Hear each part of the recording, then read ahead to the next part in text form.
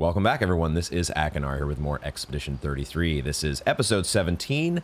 Last time we did a whole bunch of backtracking. We were on paint spike cleanup duty. All of the paint spikes that we had seen previously, we were clearing them out, getting them out of our game, and taking care of all of the item collection and exploring of new areas that were behind those, as well as the areas that we had missed, little pickups and enemies that we had missed before, and dealt with a whole bunch of new chromatic enemies. Some we had some success with, others proved to be a little bit more painful of a challenge that we will leave for another day. But we're here to get started back on our main objective today as we press toward Monoco's station. So before we do that, let's get to our housekeeping. And let's turn on a new tune while we get that housekeeping going. I think the new one that we have is Lost Voice, I believe. I'm not sure if these are added. Maybe these are just added as you pick them up. They get added sequentially in order. So the most recent pickup is at the bottom? Question mark. I think that's the new one that we have, though. Let's play it here, and let's also change up our wardrobe. We've completed the Sakapatat quartet here, but I think it's time for us to get back to a bit more of a conventional lineup of fashion options. We do have a new hairstyle here for Luna that we can try, the wavy hairstyle. There we go. And I guess we have an artiste hairstyle for CL. So there we go. We're still looking for, maybe Verso is a one haircut sort of guy. Maybe he is just, you know, he's got his look and he's sticking to it, which I can respect. We do now have an expedition outfit for Verso, and he gets to wear the armband that everybody else does. I do like this obscure outfit for Mael. We'll start everybody out though on just the expedition outfits today, but I like that obscure one that we may come back to. And then the artiste haircut for Mael. Now, I am noting in the as we are getting those new fashion options loaded up, I really do like this song, but this is the one track that I don't want to overplay it. We're actually going to stop that one. Maybe it is a favorite of you all's in the audience. It is kind of a favorite of mine, but it's also incredibly emotional, and this is not the moment for that, I'm afraid. There may be another moment, and maybe it will be moments that I spend on my own, away from the camera, listening to this tune, but it's also one I don't want to overplay. With any music, with any song in particular, I don't want to overplay a song, because I will get worn out on it, and that's not one I want to get worn out of. So let's go with something that is a little more, I don't have these tracks memorized by any stretch, so we'll go through the collection here to figure out something that's just a little bit lighter. And I think that will fit our mood a little bit better. So let's get started here because I am very excited to check out some skills for Lune. I have gone ahead off camera and I've done another recode. So far, we have not done any recodes on any of the other team members. We've already spent three recodes on Lune because I feel that's justified because she has so many directions that she can go. And we have now tried going in the cleric direction, and I did have fun with that, and it made sense with that weapon that we picked up. But I also was finding that skills like rebirth and revitalization we're not really using them all that much. And even healing light, now that we have this en media res Lumina that everybody has shields to start the battle with, that healing light may or may not come into use eventually. Most of the characters have some self-sustain built in on their own with their own skills. And there's also healing tints. So, as people have pointed out before, it's not necessary to build Lune as a cleric at all.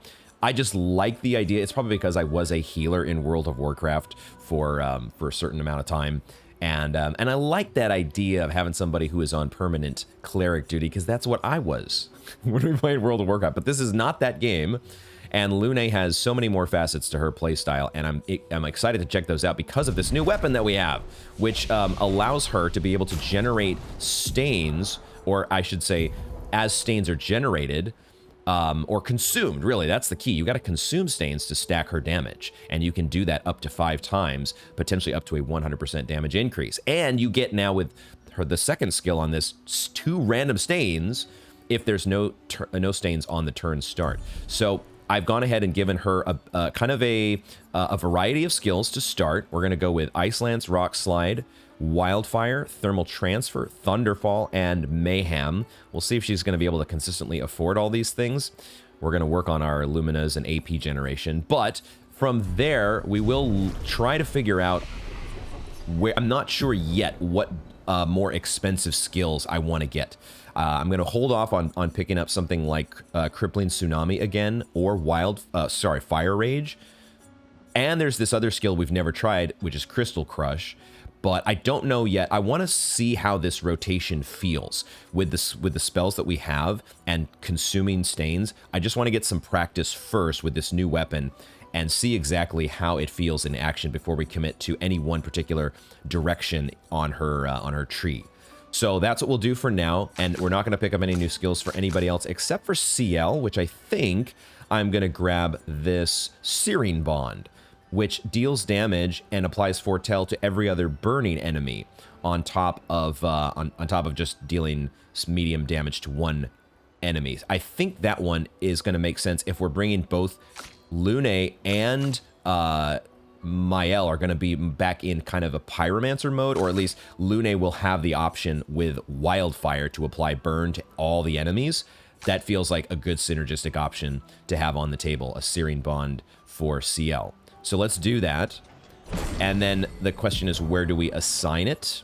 Where do we bring that in? Maybe Delaying Slash. Either Delaying Slash or Phantom Blade, I think. I feel like I want to keep Harvest around because it feels like a pretty strong one. The fact that Phantom Blade does high single target damage compared to the medium single target damage of Delaying Slash does make me want to move that out. But also, this is a Sun skill. Searing Bond is a Sun skill, and maybe we just want to use Spectral Sweep. Spectral Sweep hits one target, and the Searing Bond would hit them all if they're burning. But it could be a replacement for Bad Omen, right? Bad Omen is our kind of AoE damage dealing spell. So maybe that's what I'll do. Let's go ahead and swap that in for Searing Bond. Swap that out for Searing Bond. And we'll see how that feels. Let's go with that for now. Attributes. We'll go ahead and pump up everyone's attributes here. I think what I want to do for Lune is we'll get her speed up a little bit. Maybe around... We'll give her like a few more points in agility, and then she is lagging a bit in the health department. By the way, I have adjusted everybody's pick dose so that everyone's stats are kind of a little bit more balanced. Everybody should have a reasonable amount of crit and speed and all the different stats.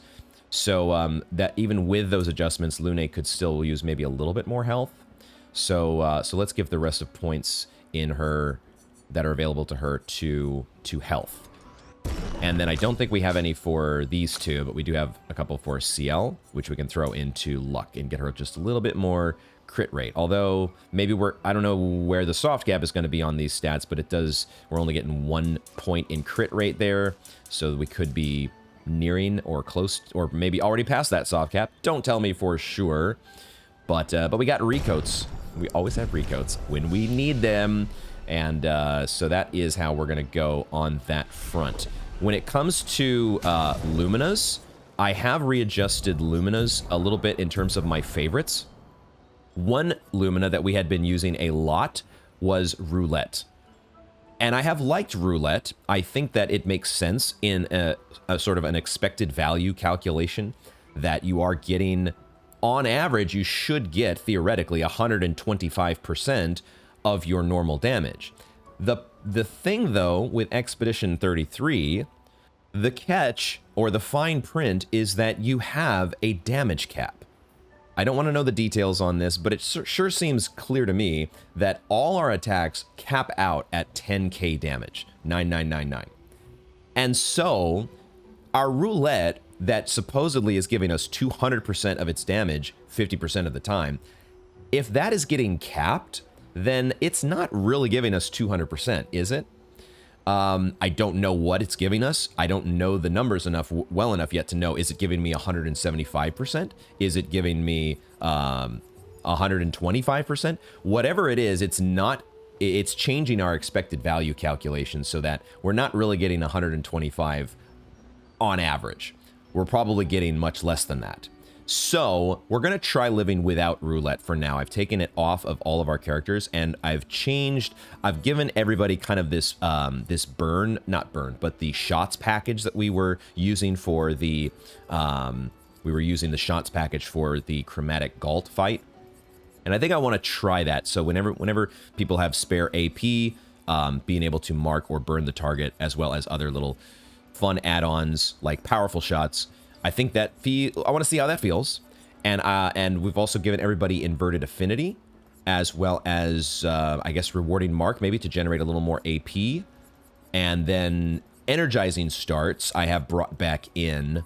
I was starting to kind of de-emphasize those, but while I decide, like, there are so many interesting Luminas that have synergies that we could put together, different Lumina packages that are really enticing to me, but a lot of them require very expensive Luminas still. And we have a lot of Lumina points to spend in our inventory, but I still don't want to like dump every single one of those. So for now, we're just going to keep things a little bit generic. And these are the favorites that I'm kind of going with for each of our characters. Everybody kind of has the same Lumina setup here with the in media res. Some people have, I guess Lune has Aegis Revival, but that's just because of her Pictos. The Energizing Start package, Inverted Affinity, feels like an okay one to have stacked in with in media res, because you're not really having to heal anybody at the start of the battle. And that kind of a direction is where we're going with each of the characters for now. So what I want to do then is give some Lumina points to a few characters just to get them the next energizing start based on where they're at. So I think for CL, that's going to mean that she needs, I guess she's already got what she needs, so we don't have to give any to CL at the moment. For Lune, I think we give her 7 points because she needs the 10-point energizing start 2. So we give her 7. We give Verso 4 to get him that energizing start 2 as well. And I think the same thing for Mael, 7 points for her. So 7, 4, and 7. That's what I had figured out here. So let's do that. Get the Lumina points upgraded here. Lune gets 7. That's what we just said, right? So she goes to 53. And then we said 4 for Verso. Verso is now, as many as we dumped into Gustav previously, he's now the one that has the lowest amount. We'll get everybody, we have like 104 of these colors of Lumina, and everybody is going to get a healthy dose of Lumina at some point. Mael gets 7 to put her up to 58. There we go. And we still have 97 left over. So now we can go ahead and apply the energizing start to the people that need it. Energizing start number 2. And, like, you know, we could dump another 15 points into every character if we wanted to get another energizing start. And then we would have those 15 points permanently added for, you know, retooling and going in a different direction. Maybe that's what I should do. But I always just hesitate a little bit because that's 60 of our Lumina points. That's over half of our stock. And, you know, there's so many expensive Luminas. What if I want to, at one point, just dump 100 points into one character to get one specific Lumina setup? I want to have that option at my fingertips. So that's always what how I justify it in my mind, my rationale for holding off on getting, keeping a hoarded stockpile of Lumina points in my inventory. That's how I justify it. I think I also want to take a couple of our characters' weapons up to level 10. I think I want to at least do this with CL. This Chation feels like a, I like it for her. It's only a downside when we run up against an enemy that's dark resistant, but I really like the effect of the sun skills, always applying 10 foretell. And maybe this level 10 ability will come into use sometimes. The base attack gives 1 moon charge and consumes all foretell to apply burn. We have a lot of burn synergies going on, so that's not the worst ability, but it's also just like another 100 attack power because of the scaling that she gets on her stats. So let's do that. Let's upgrade this weapon to a level 10. Spend one of our 4 resplendent chroma catalysts, which I've been hesitant to do before this, but I think getting these up to... I think I'm still going to hold off with Verso. Lance Ram will leave at a level 10. I'm still just not necessarily committed to this weapon, or I feel like it's got really good scaling for him, but it's a good effect on rank 4, but base attack giving 4 perfection, maybe that's a better effect than I give it credit for, and maybe we should just go ahead and spend that Chroma Catalyst now. But I think what I'd rather do, because it's mainly because Mael's attack power is lagging a bit, I'm actually going to upgrade her Brule Room up to a level 11, because that still only requires the 1 Resplendent. So we'll just do 1 upgrade for her, and that will get everybody's attack power will now be kind of in the same ballpark, except for Lune, who is rocking this amazing... almost 1,000 attack power that she's getting from her weapon. So, and I want to try these skills with Lune. So, I think that is all of our housekeeping. I think, oh my god, it feels sometimes like it takes forever, but this is the kind of game. You got to put some thought into what's going on with your team members and your build. It's the kind of game. It's an RPG. We play the game, and we now head out back into the continent. I think there, as I was looking around off camera just a little bit at the end of the last recording session, there was I guess I did pick it up. I couldn't remember if I picked it up, but there was an item that was here at this little camp that I had just missed. I think it was another color of Lumina, but I don't remember for sure. But either way, it was not like a super consequential item. I just wanted to note for the record that I did pick that up. For whoever is in the audience that is keeping extensive, detailed progress, a progress check spreadsheet to note what items I have collected or not, then you can check that one off of the list. But okay, it's time to keep this going into Monoco Station. Let's check it out. It's supposed to be Verso's best friend, right? Monoco. Who is Monoco? I guess that's what we're going to find out. They'll lead us to Monoco.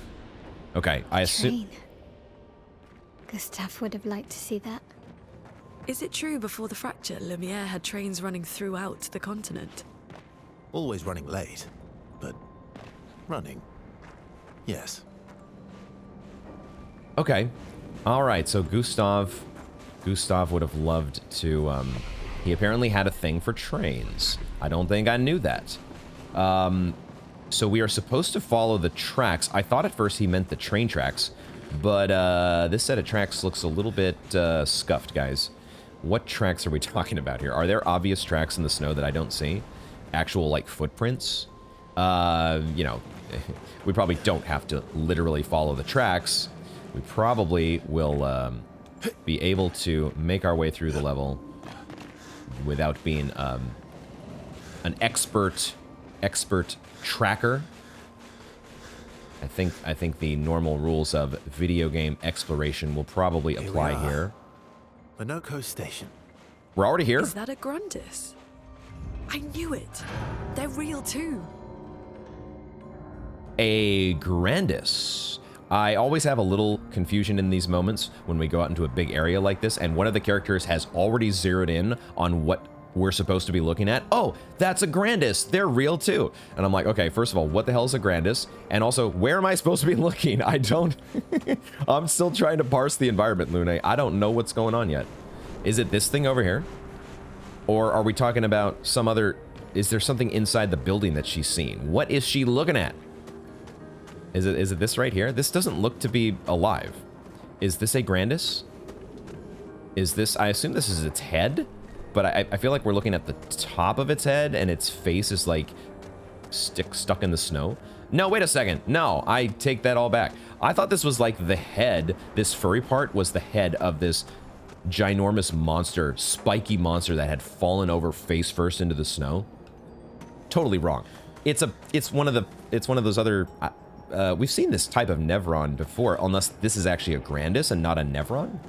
But it's actually, this is, I can now see its arms and its legs are the part that's stuck in the snow. And one of the spikes from whatever is behind it here, maybe there is a big spiky monster. Is this thing a spiky monster, or is it just a, I don't know, a big spiky rock? But I can see one of those spikes has found an unfortunate place for our friend here in the middle, the middle of our friend. So maybe these are Grandises, Grandi. There is one that's actually, there is one that's alive. So these must be Grandis. Grandises. I don't know what the plural is supposed to be. Feel free to leave down in the comments. That one you can answer. What is the plural of Grandis? Was there an item that I missed? There always seems to be some item that I have passed over. So we're going to do a little bit of exploration here to see if I can track anything down. But otherwise, I think the main objective here is to talk to a Grandis. And another one of Lune's dreams to talk to a mythical creature will have been realized. Hopefully we can talk to you. Hopefully you are friendly. You seem to have, you have like the, you know, the Gorons, right? They were Gorons. Why do I think, I'm getting some other name in my head, but I think they were Gorons in Zelda, right? This is what he's reminding me of now with this crossed arms, big old, rocky, stony boy. Grandis Guard. All right. Contrary to what some believe, guard duty is quite rewarding. I find it meditative and instructional. Do you now? Were these your friends over here? I would find it incredibly hard. I would find it incredibly difficult to meditate in an area where a bunch of my fellow Grandis guards have, you know, are just laying around, man. Like, these poor guys, they need a proper burial, you know. But maybe this is how they celebrate and remember their past, their dead. I find it meditative and instructional. Okay. All right. Okay. We have been introduced to a Grandis guard. My day is complete. Yo, look at this station. Oh my god. The tracks are going everywhere. The train tracks. And there is, once again, some very kind of beautiful, but also strange and bizarre looking bubbly film at the top of where the roof is supposed to be. Kind of is. All right, they're giving us a flag right away. We'll take it. And now let's look around. Now we're getting into an area that could be a little bit more, an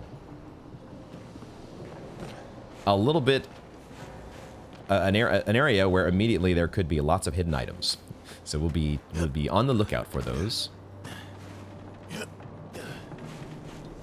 I see the French words here on the crates. There is Lumière, and then there is Cargaison Journalier, as in, I mean, cargo feels like one of those words, but then Journalier, like I'm thinking either journalist or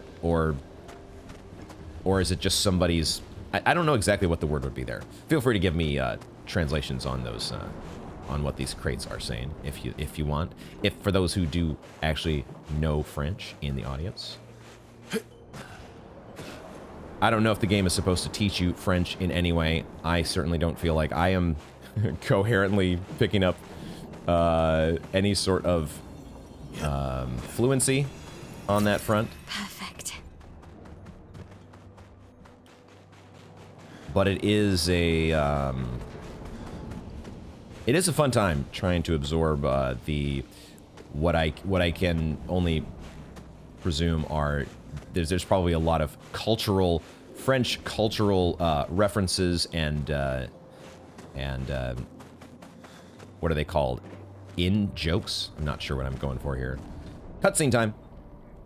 If Monoco's not here, that means... big bad enemy is here. Slow as ever. Oh, except that's Monoco. Never mind. All right, hi. Reflexes remain sharp as ever. I approve. Oh, and SK apparently knows. Did Verso pull you into another adventure? New friends. Speak our language. He had a lot of time to kill, so I taught him. Ladies, could I Oh my god. interest you in a duel? What the fuck? Definitely a gestural. No point trying to talk until we've calmed Monoco down with a relaxing fight. Be careful though. Monoco's fighting style is a bit peculiar. Oh wow. Listen to this music. I'm waiting. All right, relentless combo. Oh, he just transforms. And I'm dead. Okay, now that was actually a relentless combo. Yeah, okay, that's exactly what I was thinking, Lune. Dude's just straight up transformed into a, what were those guys called? Oh my god, this music as well. Okay, we're off to a smashing start here. One of our team members is already dead, which is just how I like it. Just how I'm hoping things turn out when we start a battle.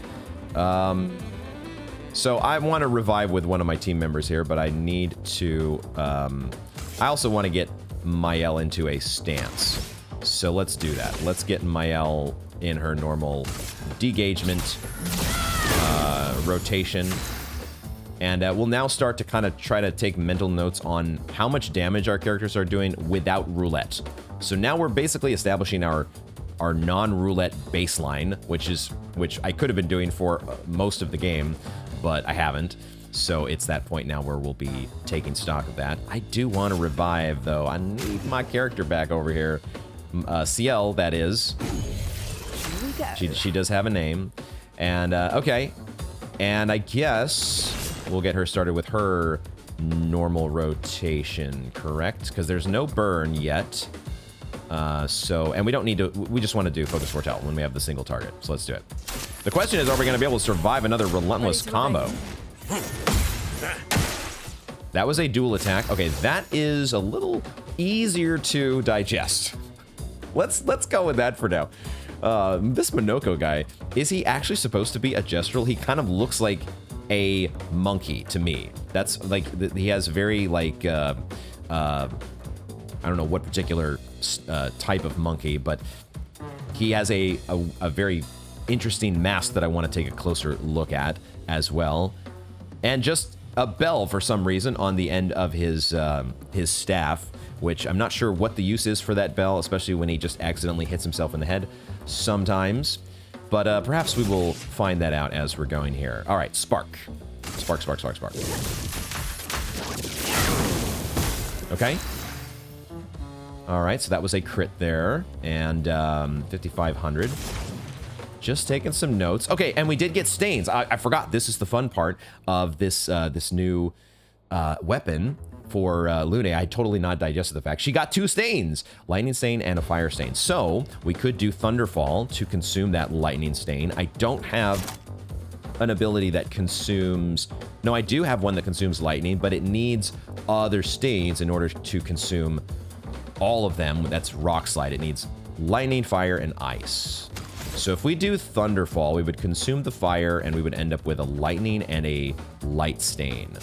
And then, see, this is where we have mayhem, because we're not going to always be able to consume the stains without using mayhem. Mayhem is kind of like our, when all else fails, use this to keep your streak going. So, but I think we'll start with Thunderfall here because it actually does consume a fire stain, and then we can think about maybe doing Mayhem next turn just to consume as many stains or stains at all. Lightning strike. Okay, and that actually does reasonable damage.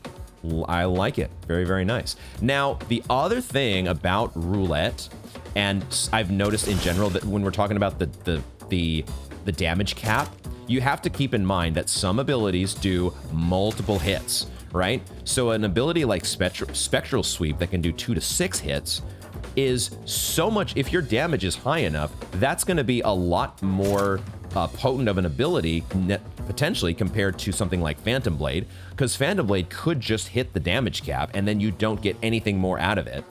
But if you're using Spectral Sweep and you're not hitting the damage cap, then you're maximizing the damage for every single hit and potentially getting a lot more damage out of your the total hits. So it's something to think about. And I'm noticing that. It's a detail that I am noticing finally, figuring out the fact that you got to pay attention not just to like medium dark damage versus high dark damage, but also how many hits is the ability doing. Let's do a harvest and get CL healed up here. I'll use your life. Okay. All right. I did a parry way too early, and he almost one-shot me, but that's because CL does take double damage. So CL being targeted over here is something that we're going to have to... When she doesn't have any shields to protect her, it's going to be a little bit... Could be a little bit... tricky. But let's get Mael into her virtuose stance. Now with Lune, it doesn't look like... I'm trying to look for an indicator that shows me how many times I have stacked the ability from her weapon, but I don't see that. So I don't know that we can... keep track of that, which is unfortunate. I know we've at least gotten 1 stack right now, so she's getting a 20% damage boost. And we could continue that streak by using Ice Lance. I forgot the fact that Ice Lance consumes a single grass stain, and it would slow the enemy. We would also find out whether Monoco is weak to ice damage or not. But that would leave us with an Ice Stain, and I think let's do Ice Lance, because then the only problem is it spends all of our AP. That is the only issue here. So maybe the better play would be to use Thermal Transfer. Oh, but we don't play a second turn. So we would gain the AP because the target is burning, but we don't get to play a second turn. Huh. I'm going to go ahead and I'm going to heal CL here. I'm going to break the streak that we've got going, but it's only at 1. We've only stacked the effect 1 time on Lune's weapon, so I'll take the time to use a healing tint here on CL. She's no longer inverted, correct? So she can be healed, and then she can actually use Harvest, question mark. That would do another 40% heal, and that would get her topped off. And then we would have 1 turn left of Twilight. So let's do that. Cool. Okay, so he's really focused in on CL. She seems to be getting attacked the entire time. Why is that? Is there a pattern that I have not noticed yet to how the enemy chooses their target? Who do we pick here? I think everybody's gonna get a turn to attack, so at least 1 person should be able to break him. So I think what we do is we just use Combustion. We go ahead and do Combustion to... we do Combustion after we do a couple burning shots, or free aim shots, to try to apply a little bit more burn, if we can. We'll just do... We'll go ahead and spend our AP all the way, because try to get a mark, and... we do get 1 additional stack of burn, and now I think we do the Combustion while we're in Virtuose Stance. So that does... So we hit the damage cap with both of those hits, and now he is ready to be broken. So we'll leave that. I can't do it with Lune because Mayhem needs 4 stains for that. But we can... Oh, but we could break with Rock Slide. We just wouldn't consume stains, necessarily. That's interesting. We could break with Rock Slide if we wanted. I think I would rather go ahead and do an Ice Lance here. Let's just slow the target down a bit more. We're getting close to killing him anyways, so this should be, we should be able to do this no matter what here. Phantom Blade, we don't get to consume Foretell for extra damage, but we do want to get the break. Lady Luck's smiling. So let's do it. Okay.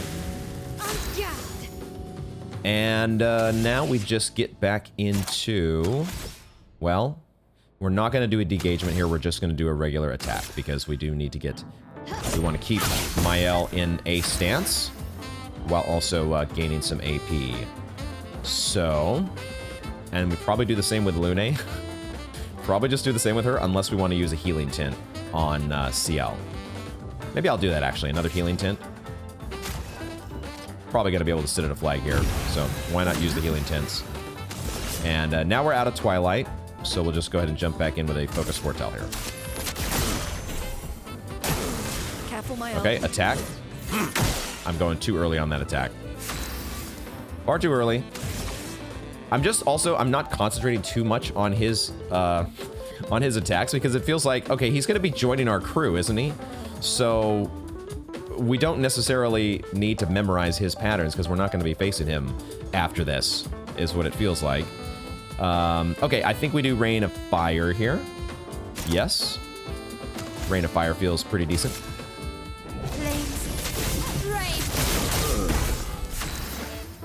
And now we can do Mayhem with Lune just to go ahead and spend all of her stains, and that would give her... The thing is, she kind of needs AP. So we could take a turn off here and just attack. Maybe I do that. He's got 17 stacks of burn. We could do a thermal transfer, which would gain us AP because the target's burning. I actually do want to see how that would work. I want to see how the thermal transfer would work. We're not going to play a second turn, but where does the ice stain go? Does it overwrite one of the lightning stains? We're doing this a little bit for science here. It did overwrite one of the lightning stains. So the oldest stain that you have, I presume, gets overwritten. And it was one of those two lightning stains. That's good to know. That is a good piece of information to have at the ready. Harvest here just for extra damage, or the consuming foretell just increases the heal, so we don't actually get any additional ability out of that. Maybe we just attack here and we get a moon charge, but we also consume the foretell to apply burn, don't we? Let's see how that works. 27 burn.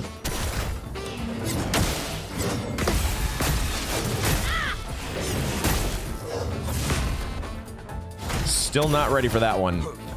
Still so not ready for that one. Oh, yeah. Okay. I want to do Mayhem because I just want to spend all of our stains. But I could do Wildfire in order to increase the damage. We could do that. And that would apply even more burn, but I feel like we just hit the cap on burn. It looked like the burn damage all stacked together. So it wasn't giving like, it doesn't give individual instances of burn. Even though burn stacks, all the damage is combined into one, and it hit the damage cap there. So we don't need more burn on the enemy. We just wanted, I'm just gonna do a Mayhem and see how much damage that does. Prepare to meet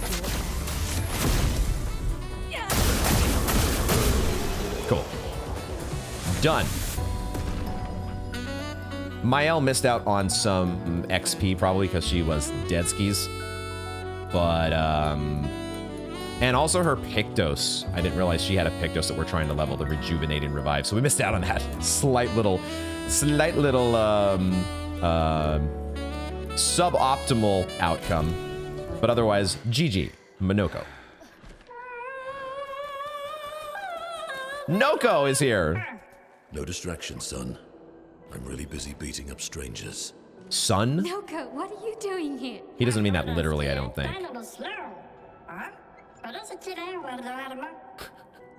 Noko, you said everyone?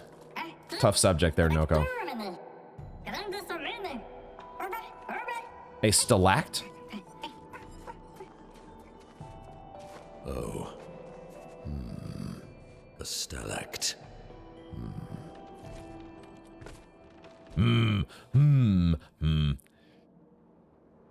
The game can be such a whirlwind sometimes when it comes to introducing new characters. We've got Monoco, who we're learning, and then now we're introduced to Grandices, and also a Stalact. All these new characters, and wow, is this actually going to be the end of the level? I realized, I noticed as we were battling Monoco, there was an item back here to pick up. Oh, look at that! We're a little bit low on Colors of Lumina, so it's a good thing we picked that up. But this is the end. Oh, okay. There's actually not going to be a whole lot to this level. We're here mainly, I guess, similar to Esquia's Nest. The main objective here is to meet Monoco. That's why it's Monoco Station. I love the little dig that Noko gave there. Even with Esquia, you guys are still so slow. Yeah, it's because I'm the one playing. I'm the one playing the game. And therefore, therefore things are going to go slow. All right, so there's a Stalact approaching. And are we going to get some help from our Grandis? Oh, that is... Dude, I was right. Big old spiky monster. That's our Stalact. Friends of Verso, as honored guests, the first fight is yours. Defeat the Stalact with your fearsome talents. Right. Oh. You serious? Yes, he is. That's why they were laughing. They thought it was a joke. Did you think this thing was going to let you just walk around it?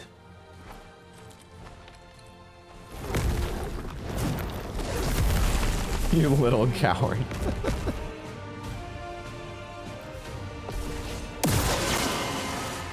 All right. Creates earthquakes. Okay, at least I remembered how to do a jump attack. Okay, okay. Oh my god, we almost killed the thing already. And it switches its stance to fire. It's got a fire stance. Verso, why aren't you using gradient attacks? I don't need pointers from the one sitting on his lazy ass. You didn't teach them, did you, you lazy old fart? What the fuck? Well, I shall generously impart my wisdom. You've got to be kidding me. This game is still introducing new attacks and new mechanics. This is kind of wild that I mean, I do play slow. I do explore all the optional areas, or most of them. We actually have a lot of optional areas we haven't explored. Just because I felt like we're lagging on the main story here.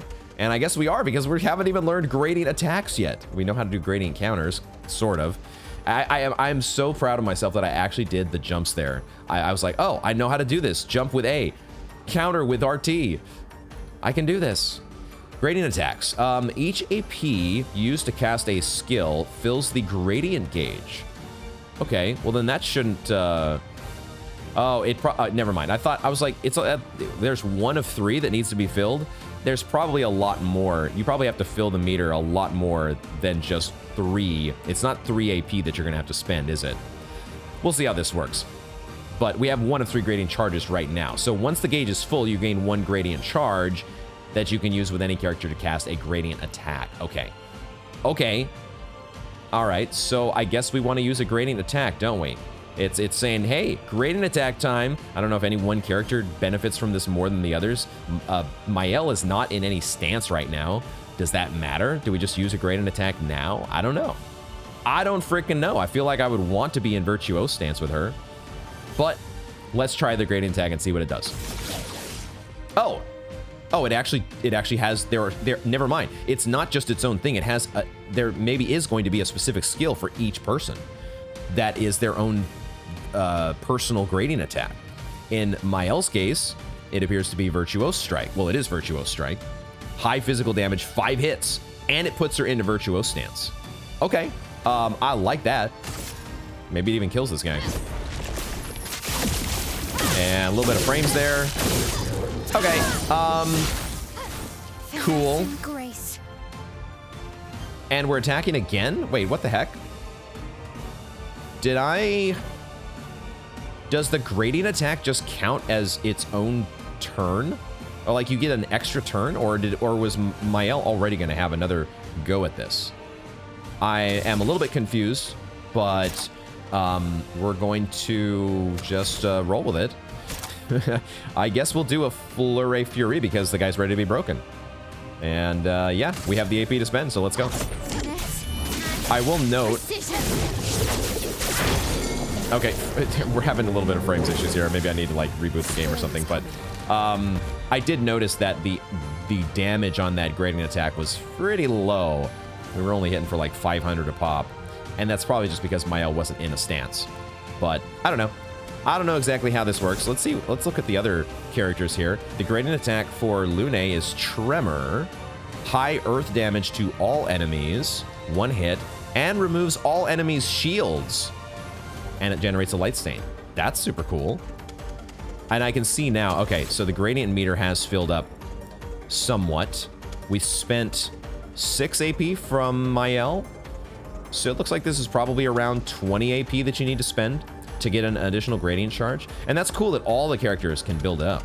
I like it. Okay, well, in this case, it's not going to matter because the enemy is about to be out of here. So it doesn't even matter what I use, probably. Because you are going to be... Dunskies! Goodbye. Get out of my game. Stalact Dork. You are out of here. And awesome. Gradient attacks learnt. You found worthy friends, Verso. Jealous?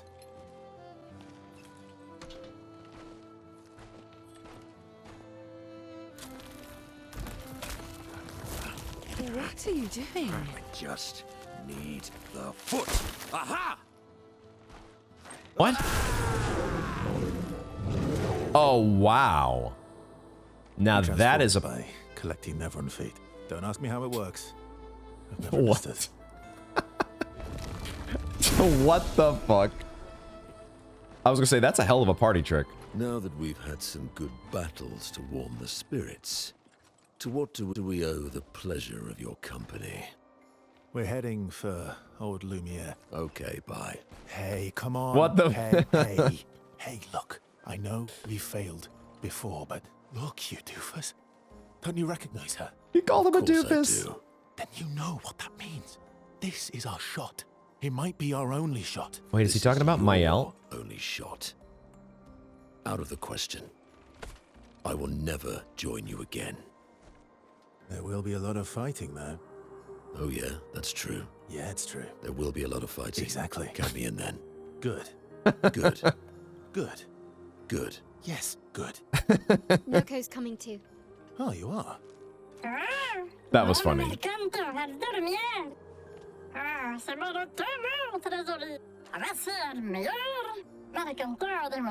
Oh, damn. As a responsible Undisputed. parent, this is a superb idea. Is he actually his son? Let us What the go. hell? To old Lumiere. Okay, I am slightly confused. Is Monoco actually a gestural? Oh, and what was with the single red petal there? That was kind of cool. Aha!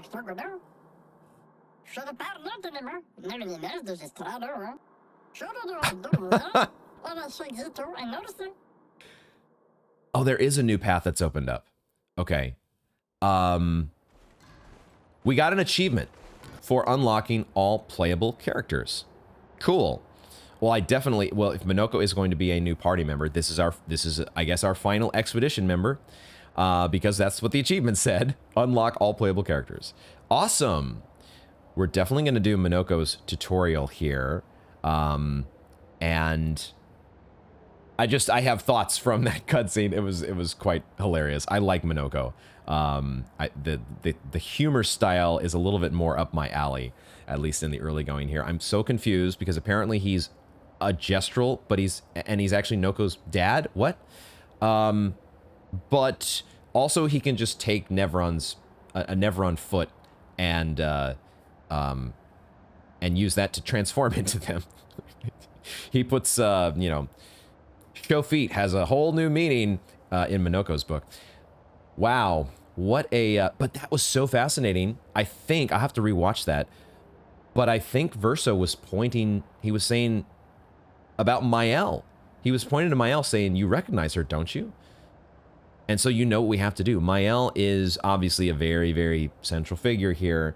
And I think it's very clear that Verso was the one who took her away from the beach. Maybe he was doing that to save her from Renoir. Although Renoir doesn't seem to want to kill her, but maybe he could have killed her on accident. His,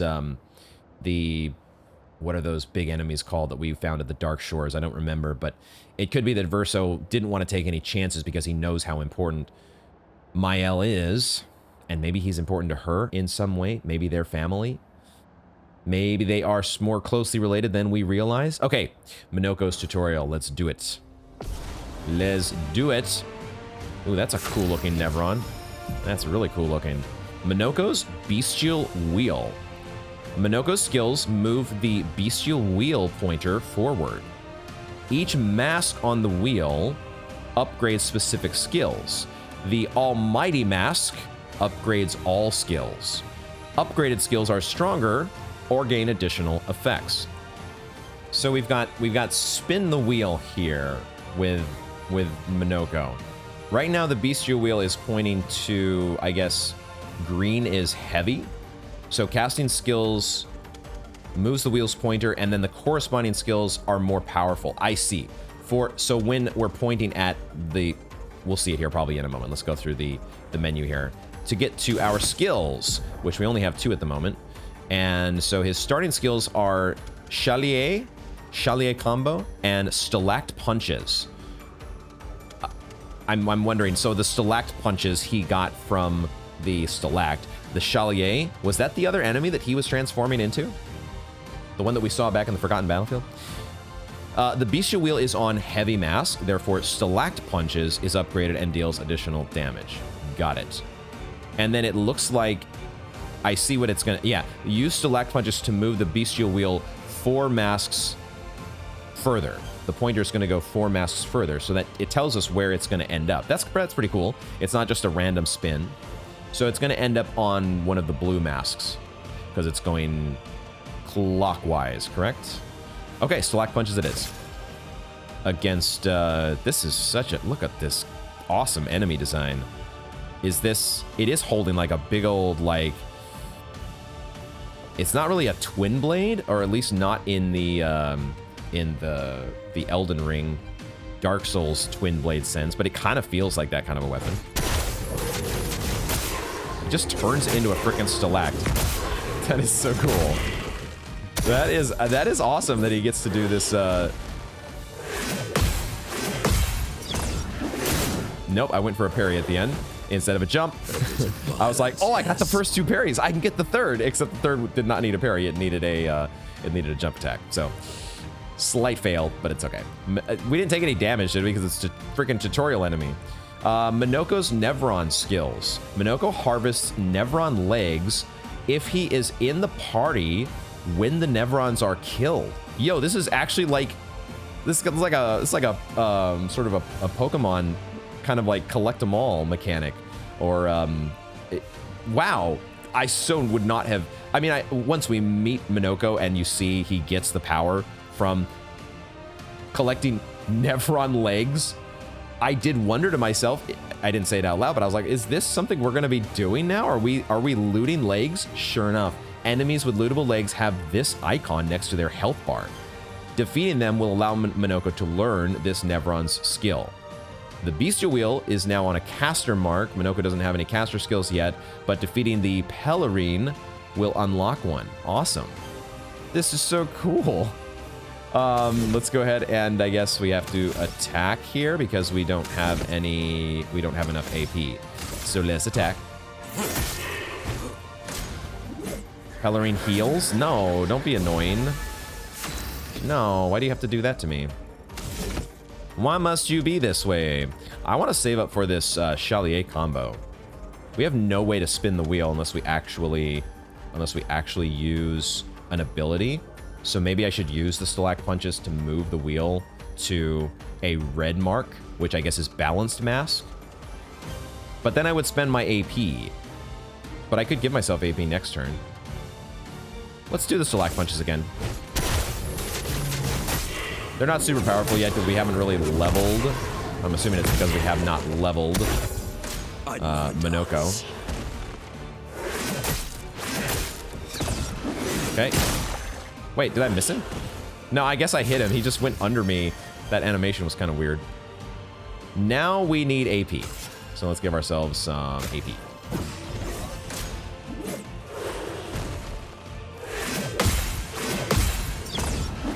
There we go.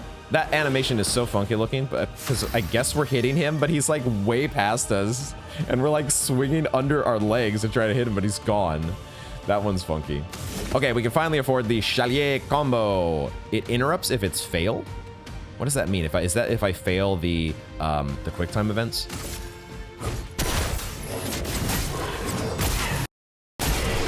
Okay. I apologize for the, once again, the frames hiccup there. I am going to reboot my computer after this to try to see if we can solve that. But I guess we did the deal there because this tutorial battle is complete.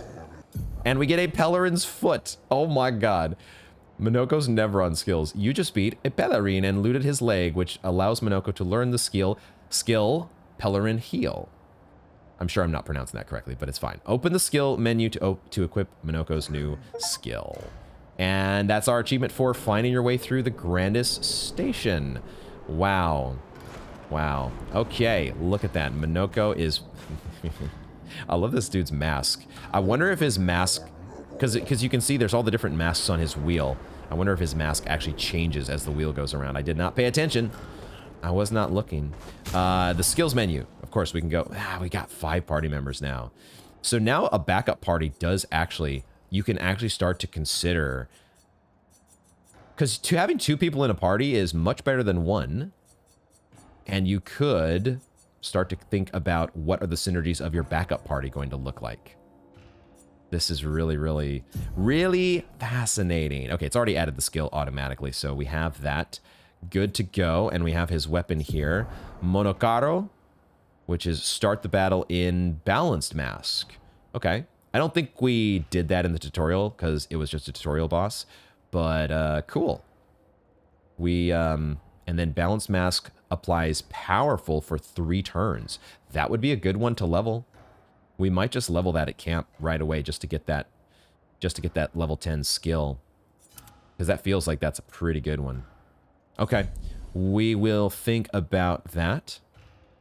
We also have some wardrobe options for him. Is that true? Okay, it's just showing his starter stuff. We know there are vendors to go back to unlock outfits for Monoco. He will be playing the Expedition Fashion game here soon enough. Let me just quickly find a... let me go and quickly find the flag again here. Now we have turned this station into... It's not quite Justral Village, fortunately. We don't have, like, an insane amount of people to talk to in this area. But there are some... oh my god, look at this guy. There are some Grandis folks here. Some that even have berets, because why not? But I'm gonna let me quickly reboot my machine and see if we can fix these frames hiccups, and then we'll talk to some folks. All right, let's go ahead and give a chat to our friends here. We'll start with the guy that we met at the beginning. Do you have anything new here? No, I find it meditative and instructive. I observe and I learn, and I learn and I reflect. There is actually new dialogue. At least I do now. Now that the other guard is gone. They were quite loud and distracting. This isn't him here, is he? You didn't... you didn't get rid of the loud and distracting other guard, did you? I don't know. Maybe that's how the Grandis dudes solve their problems. All right. This one is just also called... This is just Grandis. It is as it ever was. Enemies abound, but we hold firm against those who would wreak havoc upon our home. Or wreak havoc, right? Not wreak havoc. I shall soon rekindle the flames of the Great Forge and cast our defenses anew. You use weapons? Of a sort. Between the wrongs of deception and violence, we have chosen the lesser evil. Huh. Which is the lesser evil? I guess in their eyes, the lesser evil is violence. Well, we are well versed in methods of misdirection through the skillful application of sound. As you have surely seen with the bell we gifted to our furry gestrel friend oh so long ago. He is a gestrel. We're sort of talking to... it's weird the way this game works because we've seen now that there can be different interactions. In one particular instance, with the fading woman, we saw a different interaction when we spoke to her with Mael. However, the vast majority of interactions are like this, where it does not matter who your current leading character is. In this case, bro, you're talking to Monoco. This is the guy you're talking about. He's right here. Perhaps some of our designs might be of use in your journey. Oh, this is a merchant. What the hell? We have to complete a quest. A whole bunch of quests. What the heck? It doesn't tell us what quests we have to complete. Okay. Well, that's not exactly helpful. Yeah, I don't know what's up with that. I don't know what's up with that, but there are other items here. I'm having just a little bit of bugginess with my controller for whatever reason. It is like it gets down to the bottom of the list and then it's disappearing. Like, and then I can't do anything until I actually, like, I have to go to my keyboard. I have to click on the keyboard here, and that, like, resets the, it's so weird. I want to, okay, this is getting annoying. This is getting a little bit annoying because I just want to buy these 3 colors of luminous, but the game is not letting me. So I'm backing out of the menu. I restarted the game and everything, and we're just having a little bit of glitchiness today. This is going to be the Glitchy Grandis episode. There's our episode title. Grandis and Glitchy in Monoco Station. Perhaps we can help each other. I am developing something that will greatly increase our chances of survival and will undoubtedly aid you in battle as well. I require one final ingredient, the eternal ice, a type of ice that never melts. You can find some not far from here within the depths of the glacial mountains. All right, retrieve the eternal ice, and for a fair price, I will use it to augment your defenses. What say you? Of course, an enticing offer indeed. I must warn you, the path to Frozen Hearts will not be easy. Many threats await you there. So I wish you good luck. So that's probably our quest, or at least one of our quests. But I'm just gonna go back to this menu to see if it's still... It's just buggy! Why is this acting like this? I want to buy your stuff, but the game is not letting me, dude, so... I guess I'm off to find some eternal ice, and maybe that will fix your interaction. Maybe. What's up with this guy? Amazed Grandis. It is true, the fracture brought its share of ills, but there is beauty in its aftermath. Take these stations scattered across the mountains. Though not their original purpose, they have sheltered us well and become our cherished home. Your ancestors rode iron horses from station to station, and though these marvels breathe fire no more, still they are a lovely reminder of human ingenuity, and they beautify our surroundings. It is astonishing, is it not? I thought he was going to make reference to the fact that there are floating crates and floating bells and all sorts of other floating debris everywhere. I thought maybe we were going to finally get some sort of an explanation as to why that's happening. The many wonders your ancestors have wrought. I think you would enjoy a visit to Lumiere. I'm not so sure the Lumierans would enjoy the visit, but maybe they would, who knows. They're actually pretty welcoming. A pretty welcoming sort, even to big, otherwise intimidating looking Grandis duders. Oh yes, I would very much love to go to Lumiere one day. All right, cool. Cool. These guys are, like every other interaction in the game, just a little bit funky. It's a little bit French and it's a little bit funky when you're playing Expedition 33. That's just the name of the game. The animations, it is funny. Monoco is quite a bit bigger than everybody else, and so he has much longer strides when he's running around. He covers some distance. Beautiful weather today, albeit a tad warm for my liking. Too warm? Really? Before the fracture, our ancestral home lay high above the heavens, on mountains tipped with crystal clouds. Blossoms of snowflakes graced our every breath. The blizzards of yesteryear were a sight to behold, and quite invigorating to experience. All right. I guess the fracture must have knocked them off of their mountaintops. All right, Mr. Beret Blizzard Lover. Oh, he's a grandest fashioniste. Oh my god. You're not a lady. So here we do have... Okay. All right. Well, I'm sorry, Monoco. You may be many things, but you are not a lady, apparently. So is this perhaps... I'm going to test this with Verso to see. But I think maybe perhaps this is one of our interactions. He actually does want to talk to one of our ladies. Okay, we'll go with Lune here. Sorry? We Grandis are impervious to cold, and it is utterly dreadful for one such as me. Can you guess why? Why? So he's saying it's dreadful that he's impervious to cold? Is this a joke? Give me the punchline. Go for it. Because there is no need for clothes. We run about, naked as the day we were born.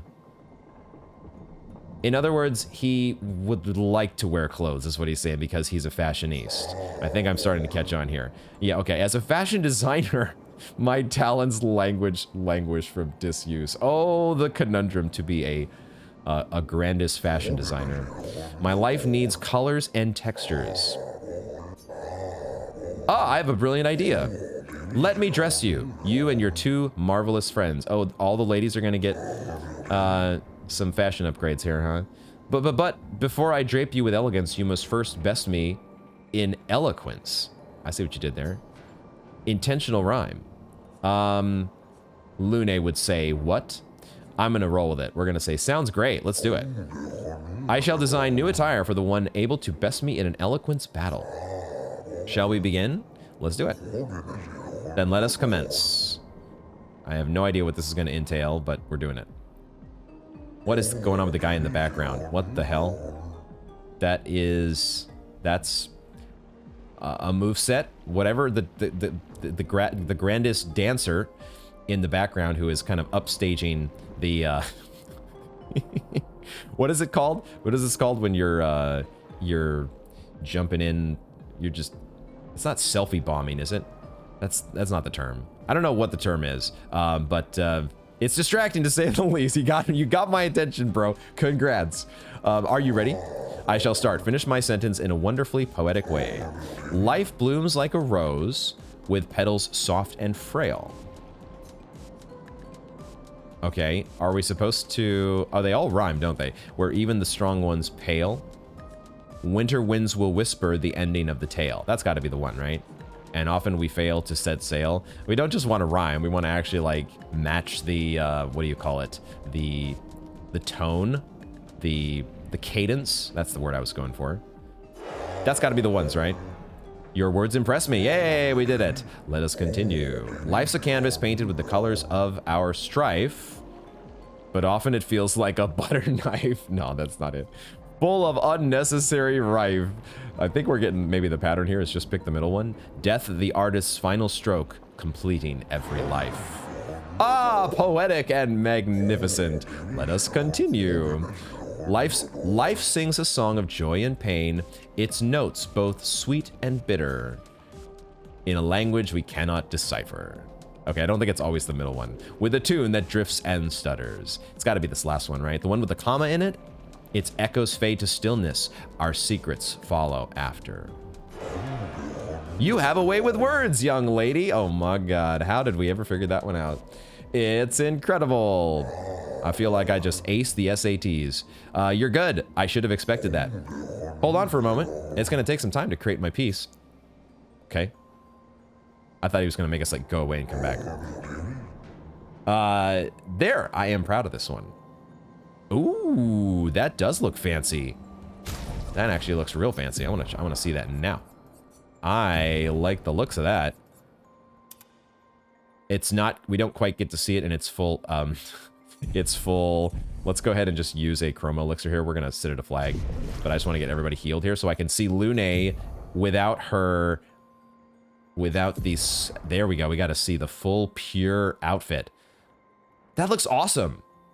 I want one for everybody. Can we get a full set, my dude? Can we get everybody in on this? I shall design new attire for the one able to best me in an eloquence battle. I already designed you a lovely outfit. I'm interested in seeing what your friends are capable of.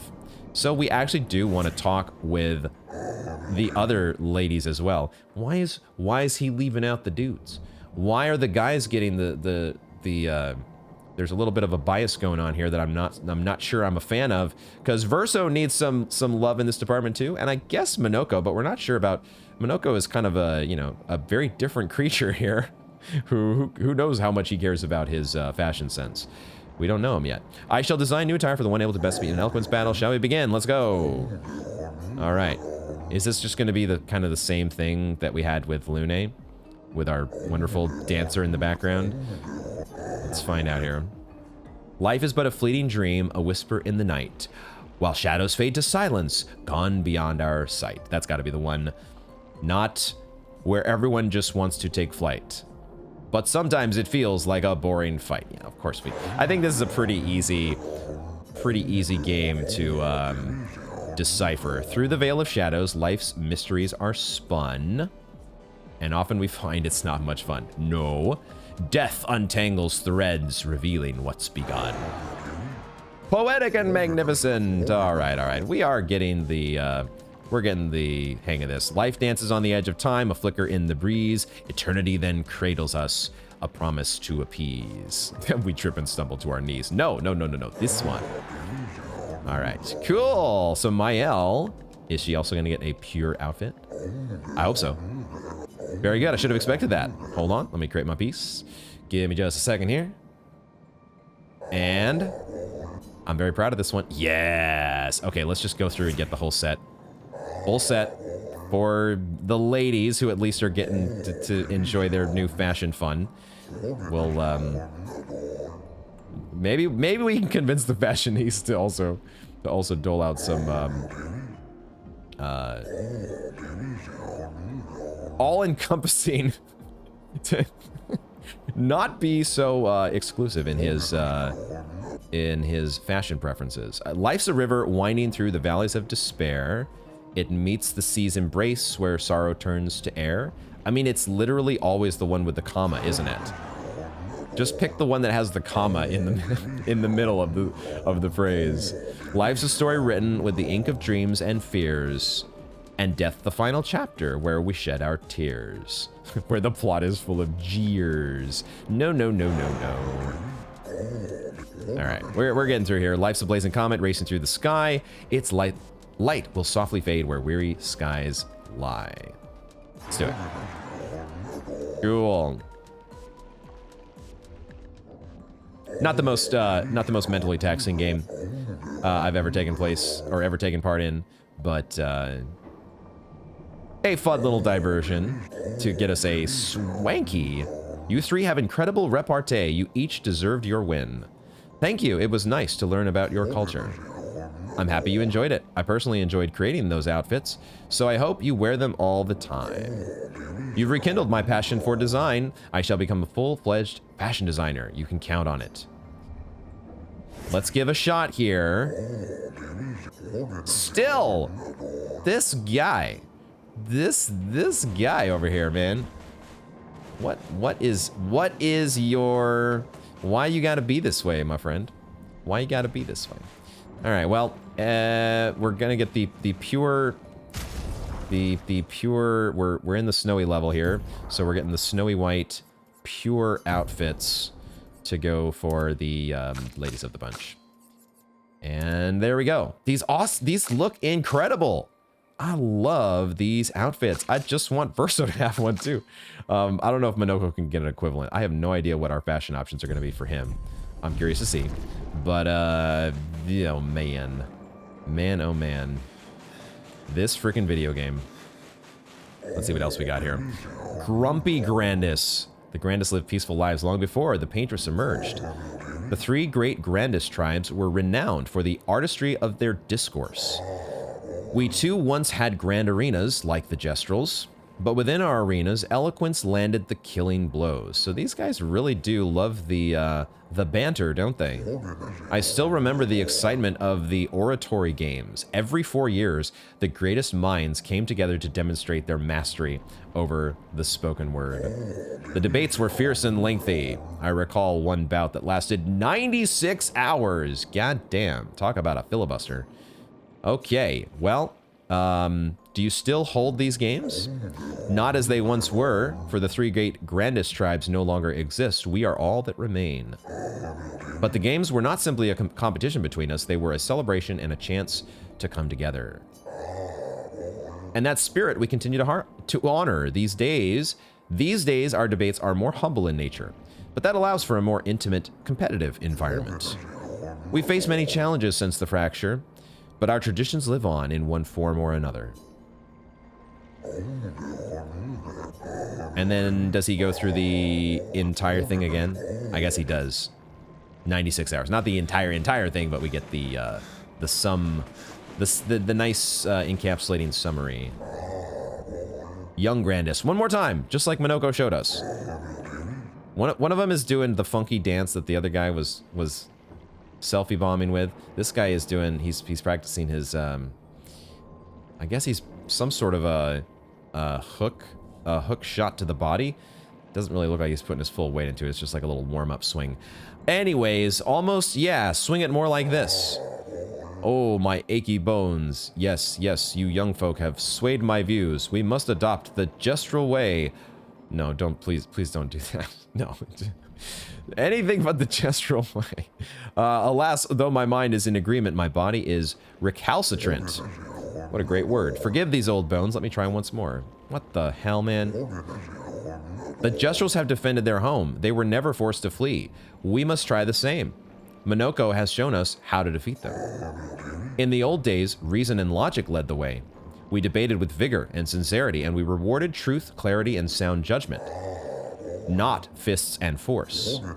But even the most persuasive of arguments cannot vanquish these creatures. And I'm tired of hiding. I am tired of fleeing. Yeah. Our words fall upon deaf ears. They care not for reason. They will do what they wish, with nary a care for our pleas. So we are forced to meet them on our terms. On their terms, excuse me. Not with rhetoric, but with power.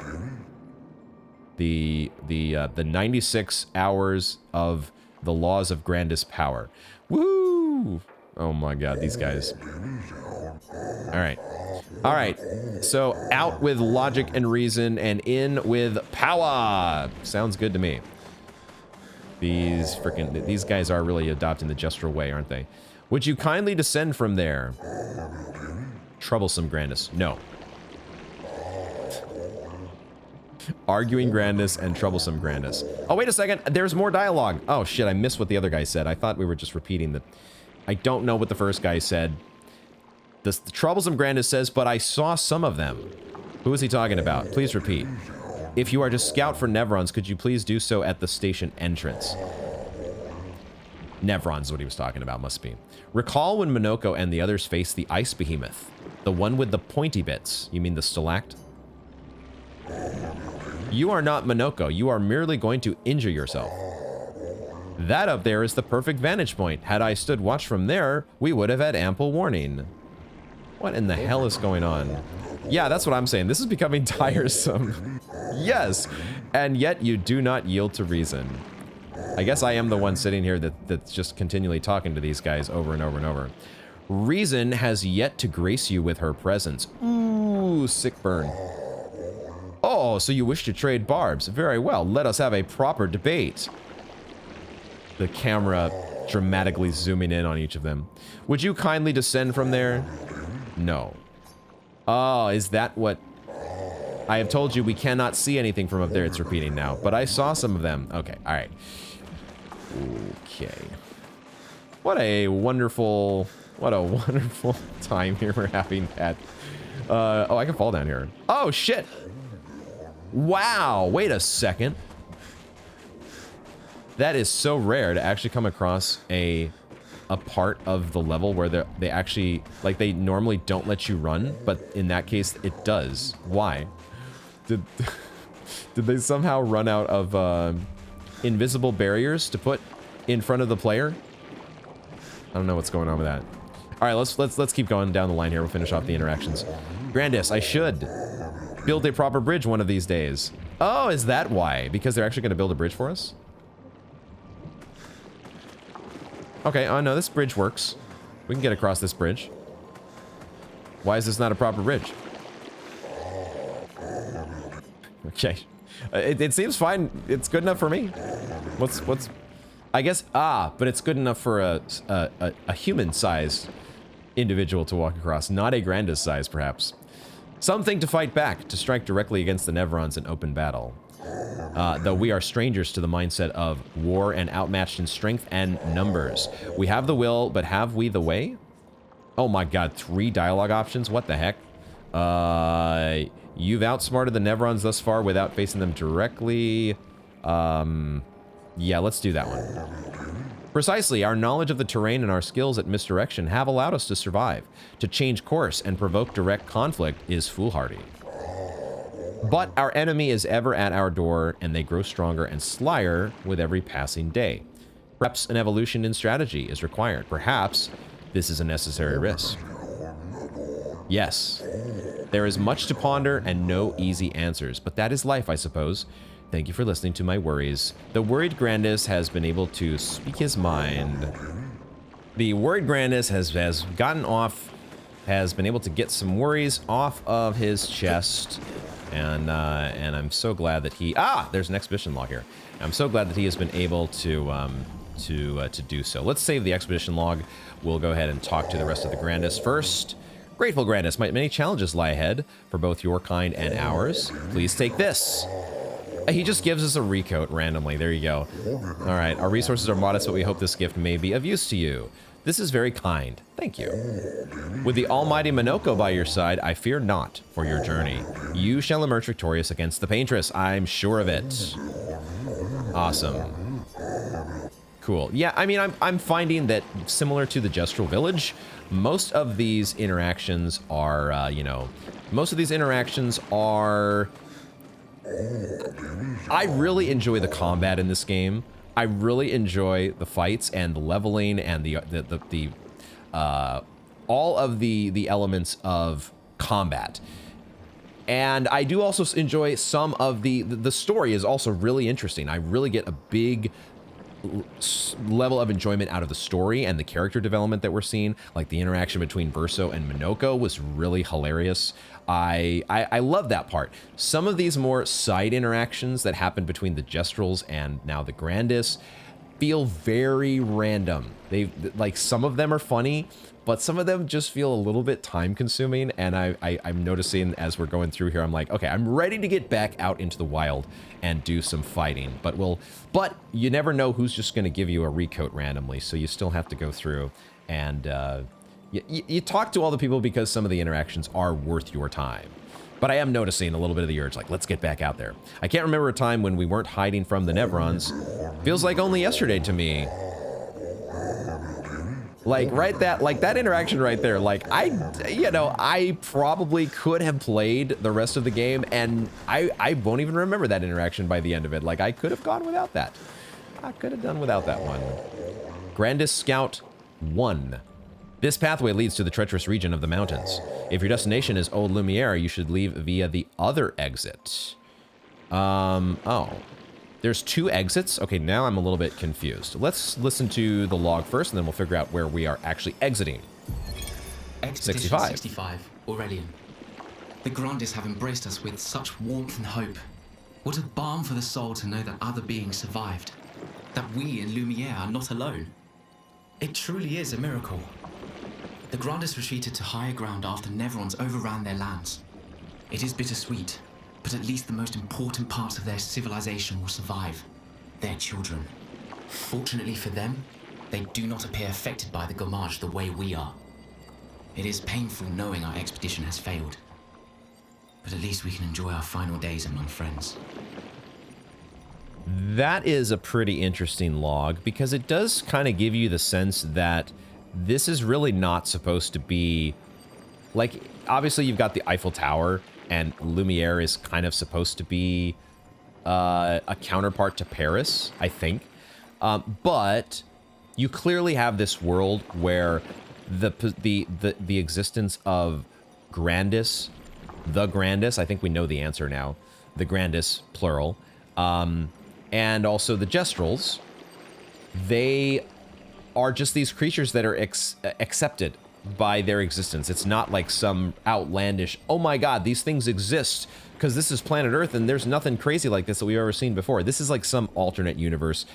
We're in a video game here, and so these things are just taken for granted by the expedition goers. That was one of the wonderings that I've had the entire time is this is just part of the in-game universe. So so good to flesh that out. So this is leading to the more dangerous parts of the mountains, is what he said. But apparently there is another way to go here to reach... Was it back near where we came in? It must be, right? Let's go ahead and save. And I'll go ahead and rest because we did use a chroma elixir. I forgot. We should also just go ahead and I don't know how much I want to level up. We do want to use some attributes on we can quickly add some... What do we want to add for Mael? Luck or agility? Luck or agility. The thing is, if we add more luck, we also get more speed on top of what she has already. And I think that's what I do. I just give her some more luck to go with her B scaling on her weapon. Let's do that. And then for this guy, he also, his weapon scales with both agility and luck. So maybe we can give him like a healthy, kind of like an even dose of vitality. I'm really skewing toward vitality, agility, and luck. I'm feeling like these are the stats that I want to focus on. But I might be underrating defense, and I might be underrating might. Like if you do dump, in this case, if you were to dump 28 points into might, that would get you 100 additional attack power, which is not insignificant, but it's also essentially what you get by upgrading your level or your weapon one level, right? That's about what we've seen, somewhere between like 70 to 100, depending on the scaling that the character has for their weapon. Then you might see up to like 100 attack power added from a single weapon level, which makes me feel like 28 points into might just isn't worth it, because like that's the only thing that scales with might is the attack power. So I think this is the way I want to go. We also have to equip a bunch. We have to give him some luminas as well. Maybe I should do that first. I think I will actually do that first. Let's give him some luminas in order to figure out... Pictos is really what I mean, because we want him to have some stat sticks. I've given everybody else, like I've taken this time to balance, kind of give an even distribution of these higher level luminas.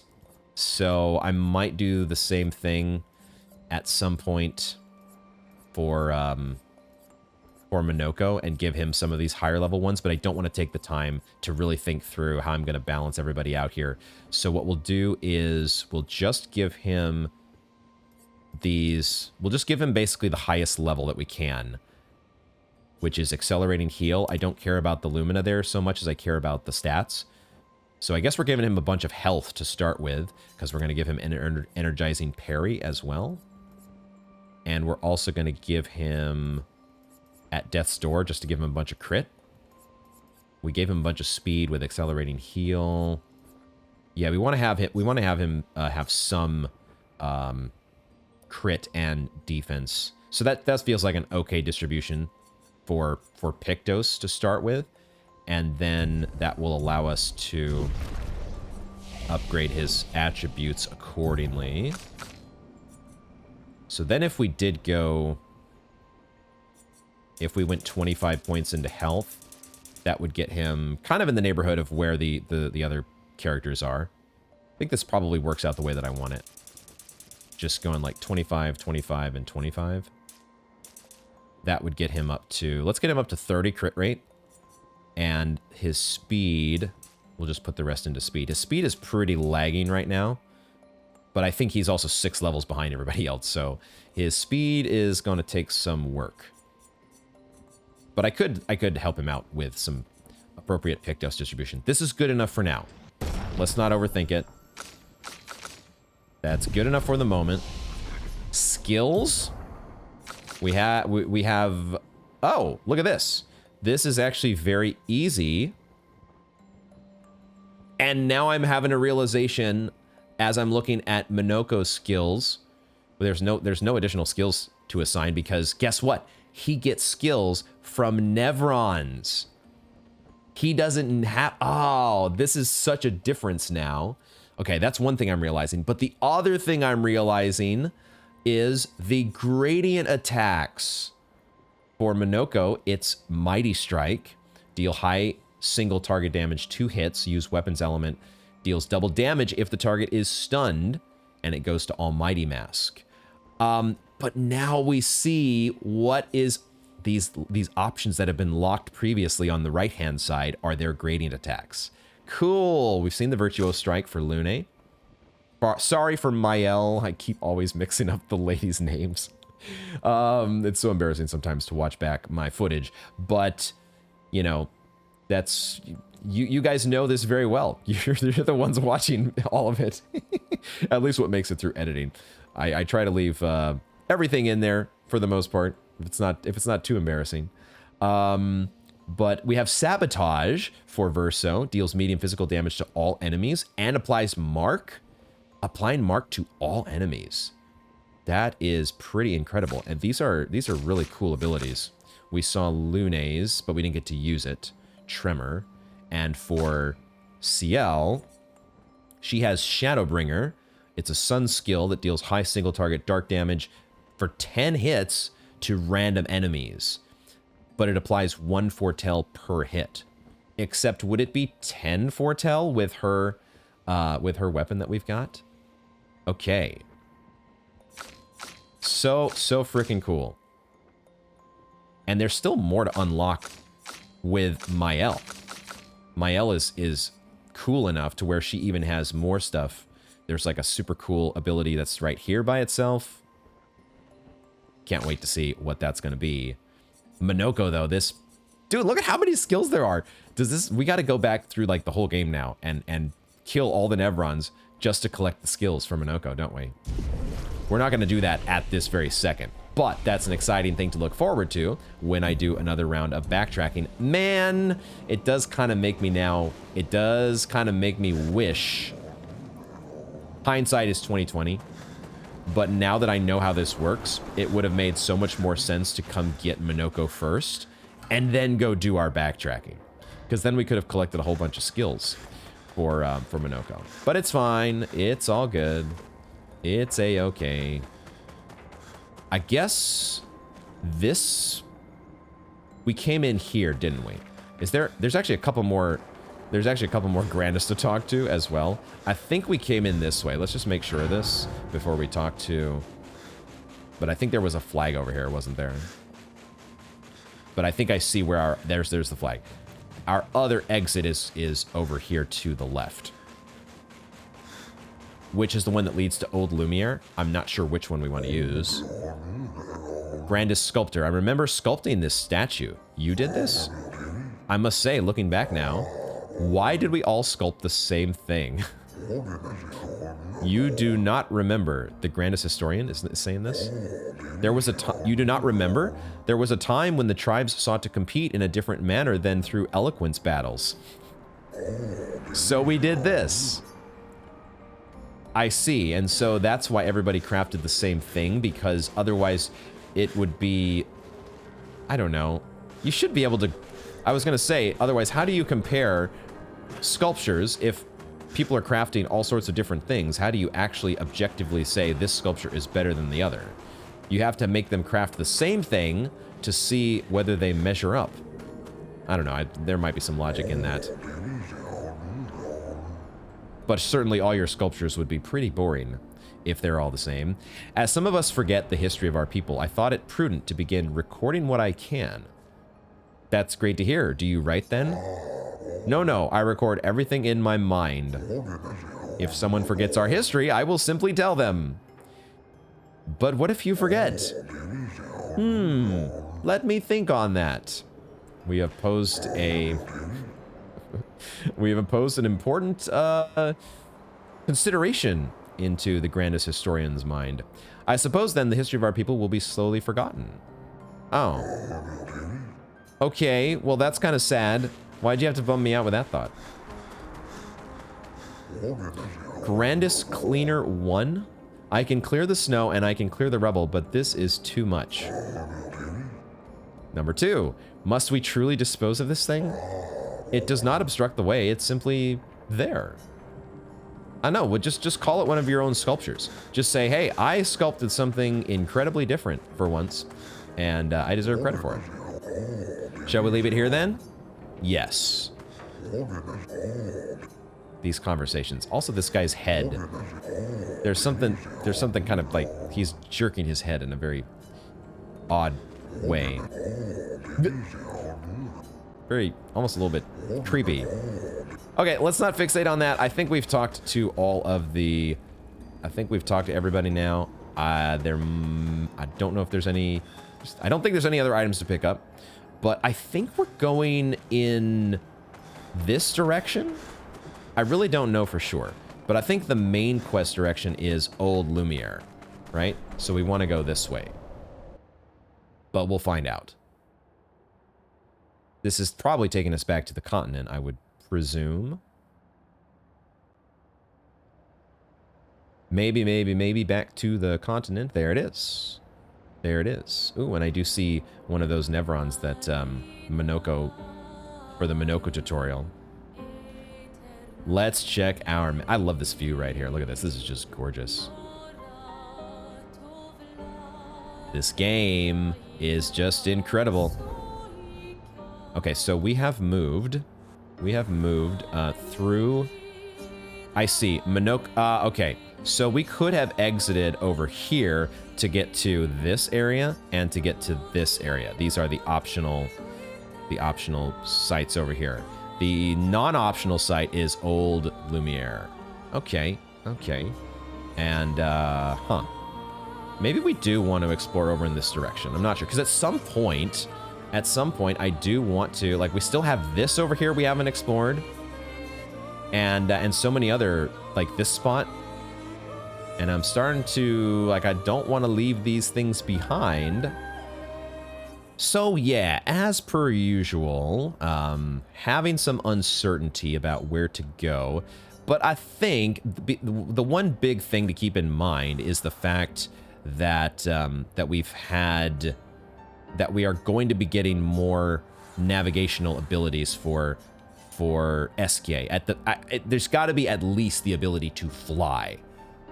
So it could be that we might want to wait until we have that ability to fly and then start to focus really hard on focusing on systematically going through all the places that we know that we have not been able to explore previously. There's also that underwater ability that he's going to have. We know the spots. There's 2 spots to go underwater at least that we've seen so far. There's going to be so much to explore. There's going to just be so much to cover. So for now, let's just focus on the area that is directly in front of us. And let's get back into some combat. I did say that I wanted to do some fighting. But I do want to do that with Monoco in the party. So let's swap out... I think we swap out CL for right now. Let's bring in Monoco. And start to do some fighting with our new friend. As well as keeping an eye out for any items. There is an item over here. We'll grab this one. Probably a Color of Lumina. Oh man, how am I so smart? How do I... It's like I'm a psychic. Dude, look at this sword, by the way. these, I mean, there are actually a bajillion swords everywhere, aren't there? And they all look like they are glowing with Miquella's radiance. They have the blessing of Miquella. These things are glowing bright as day, and they look badass. Any item stashed over here by these buildings? Not this time. Okay, time to fight. Give me Monoco as our... Let him lead the charge here, and let's take on the group. See how this goes. Oh, we did not apply any... Hold on a second. I can't flee, though, because Monoco's too slow. Shit. No, wait a second. No, I don't recognize Monoco yet. Never mind. Monoco is the guy... He's... Monoco looks different. He has a Monoco face, not a human face. We can all flee. It's fine. We're gonna... I totally forgot to give Luminas to my buddy. My buddy over here needs some Luminas, folks. Hold on. Let's quickly just see if we can give him... He's not gonna... He only has 26 points. Because we need... This is the other reason to hold on to... I almost kind of want to go to camp. I think we're going to go to camp real quick. Let's go to camp because I'm going to give him some Lumina points. We're doing... This is what happens. This is what happens when you bring on your final party member. You've got to onboard the guy. Wait a second. Noko is here now? We have Noko in camp? Noko just decided to join in. Oh my god. Okay, so there's stuff to do in camp. But I don't want to do that yet. Hold on. We're not going to do an extensive camp out here. All I want to do is I want to add Luminas. I want to add a bunch of Luminas to our new party member because he needs some TLC in that category. Let's just give him like 20. We'll get him up to 45 and then we'll see how we go from there. That will give him the...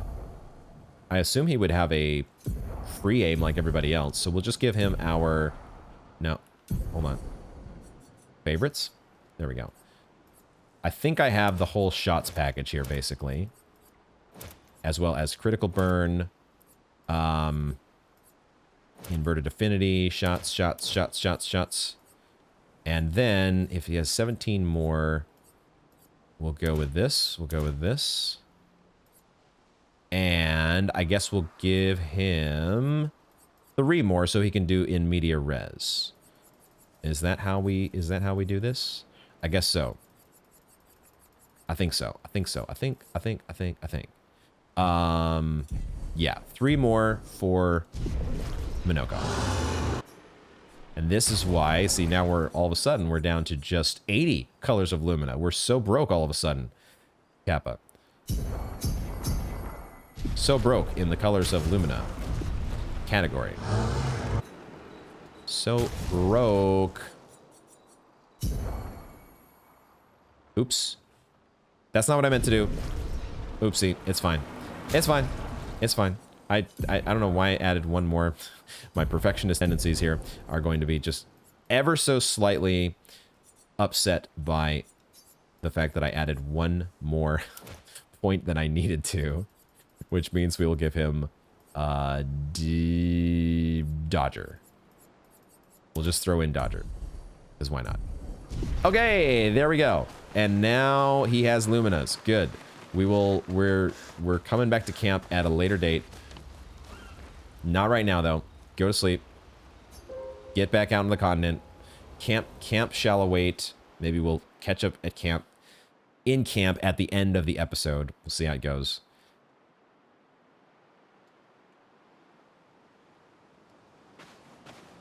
But right now, oh my god, the Z fighting on this is, I'm getting like, do not look at it.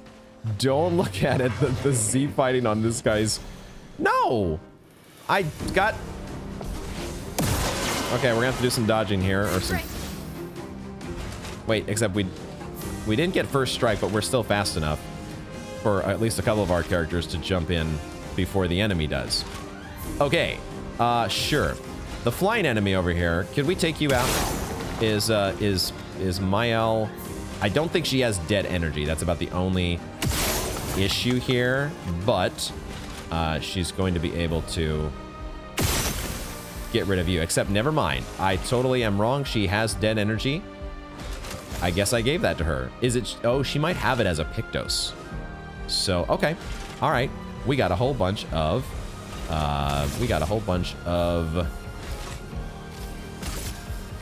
I'd imagine we... Oh, there's a weak spot there. We got a whole bunch of AP because I guess we killed the enemy, and I wasn't expecting that to happen, but I'm glad it did. This is a weak spot, isn't it? It sure looks like one. How is that not a weak spot? Are you kidding me?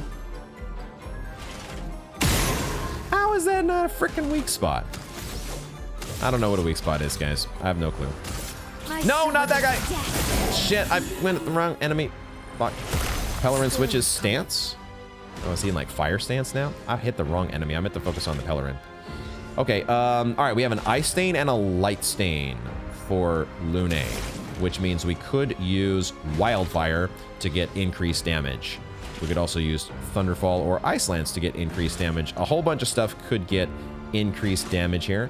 I think I like the idea of doing wildfire. Oh, wait a second. Oh, we've learned a new thing. We have learned that this Pellerin, whatever the heck it's called, this enemy over here has different stances, elemental stances.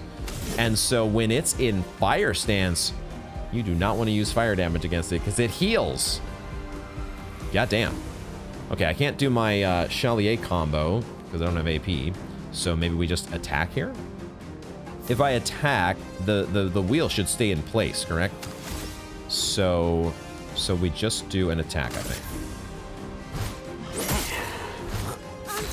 And these guys are not the strongest enemies, so you know, nothing is super crucial here on what we do, but we do want to learn an ideal rotation for Monoco if we can. But we don't want to do Spark. We don't actually want to... My Pyromancers are at a bit of a disadvantage here because, excuse me, we don't want to be using fire damage. But I do have Swift Stride that I could use to put her into Virtuos, and that also does physical damage, so we can do that. Oh, and that does actually, well, it's not a lot of physical damage, but this guy is relatively weak, so it's basically a lot of physical damage. If I do Mayhem, I'm going to do Fire and Light, so I don't want to do fire damage to this guy. So I guess we're doing Thermal Transfer here. Because it's actually strong enough to kill the guy who's actually pretty weak. Cool. Alrighty, so... I guess Longer Shell leveled up. Longer Shell is now a level 9, and we also got a level up for... No, we actually got a new weapon, I think, for our new buddy Monoco. Is that correct? And we get a Reaper Cultist Foot. That's the other part about this whole... We're playing Pokemon adventure over here. Pokemon for collecting Nephron legs. Never mind, it's actually for Verso. All right. It is a Verso weapon. We have a new skill. Is it just gonna get... It's gonna get automatically added here. Cultist Slashes. Deals medium single target dark damage. 3 hits. Deals more damage the less health Monoco has. Ooh. That's very good if you are using our in media res. It wants the Agile Mask for increased damage. All right. Okay. New weapon, though, for Verso. Looks like what? I'm going to look at my Pictos actually real quick. Yeah, we did get actually a Longer Shell upgrade. Quite a bit of health and defense. Could swap that in if we want to give somebody some more health and defense. Which Monoco is a little bit lacking on defense, but I think Mael could also use some more defense as well. But let's leave that for now. What I do want to look at is Verso's new weapon. Glaciso? That is so... I cannot say that. He has no defense, so it doesn't scale very well. It does +1 perfection on a critical hit. And then you can self-heal by 2% health on dealing a critical hit at level 10. And then counterattack is always a critical hit. Okay, I don't really know how to think about that one right now. I mean, it doesn't feel very good just because we're not getting any defense scaling. And also, those skills, I don't know how to rate those. I don't know if those are good or not.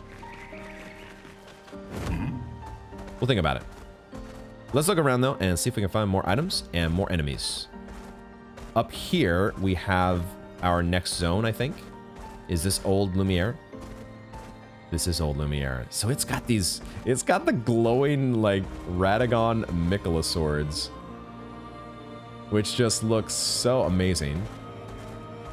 Does that actually play into our story? Is there an important backstory behind that Mikola reminiscent glow?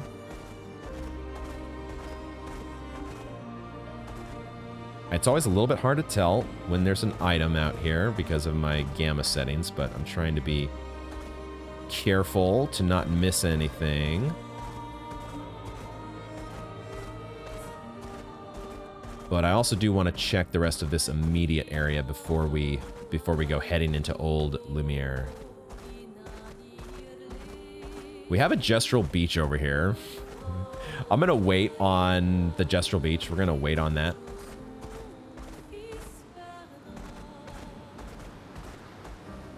The Gestural Beaches are fun to earn you some new cosmetics, but it's nothing urgent. So we'll leave that on the side quest agenda. There's a Gestural Merchant over here. Carnovi. Hiya, humans. Care for a good deal? A skirt for CL. It's just like the skirt. It looks like that that Mael also already has. It's the only item that you got here. Okay. I don't know how you're staying in business, dude. You're hanging out here in one little corner of the map, and you're selling a single skirt. It's pretty lucky for you that we came along. Oh no, this is definitely not something we're getting into right now. It's a virgin. What the fuck? Nope. I will take the expedition log though that I almost missed. But that virgin is going to remain on the to-do list as well. Thomas of the 47th Drunken Brigade. Oh, I love this voice actor. Benjamin's been calling us the Drunken Brigade. I love it. Yeah, we do our best work after a few. Okay. The trick is finding that perfect point where your nerves have calmed enough that your mind and body are one, but not so calm that your reactions are dulled. Uh-huh. Some of the lads haven't quite managed riding that edge. Oh, I wonder why. But I remain in full control of my body and thoughts. Oh, yes. Oh, I'm sounds sure. like someone spotted another Neveron. Better fuel up for our next dance. For Lumiere!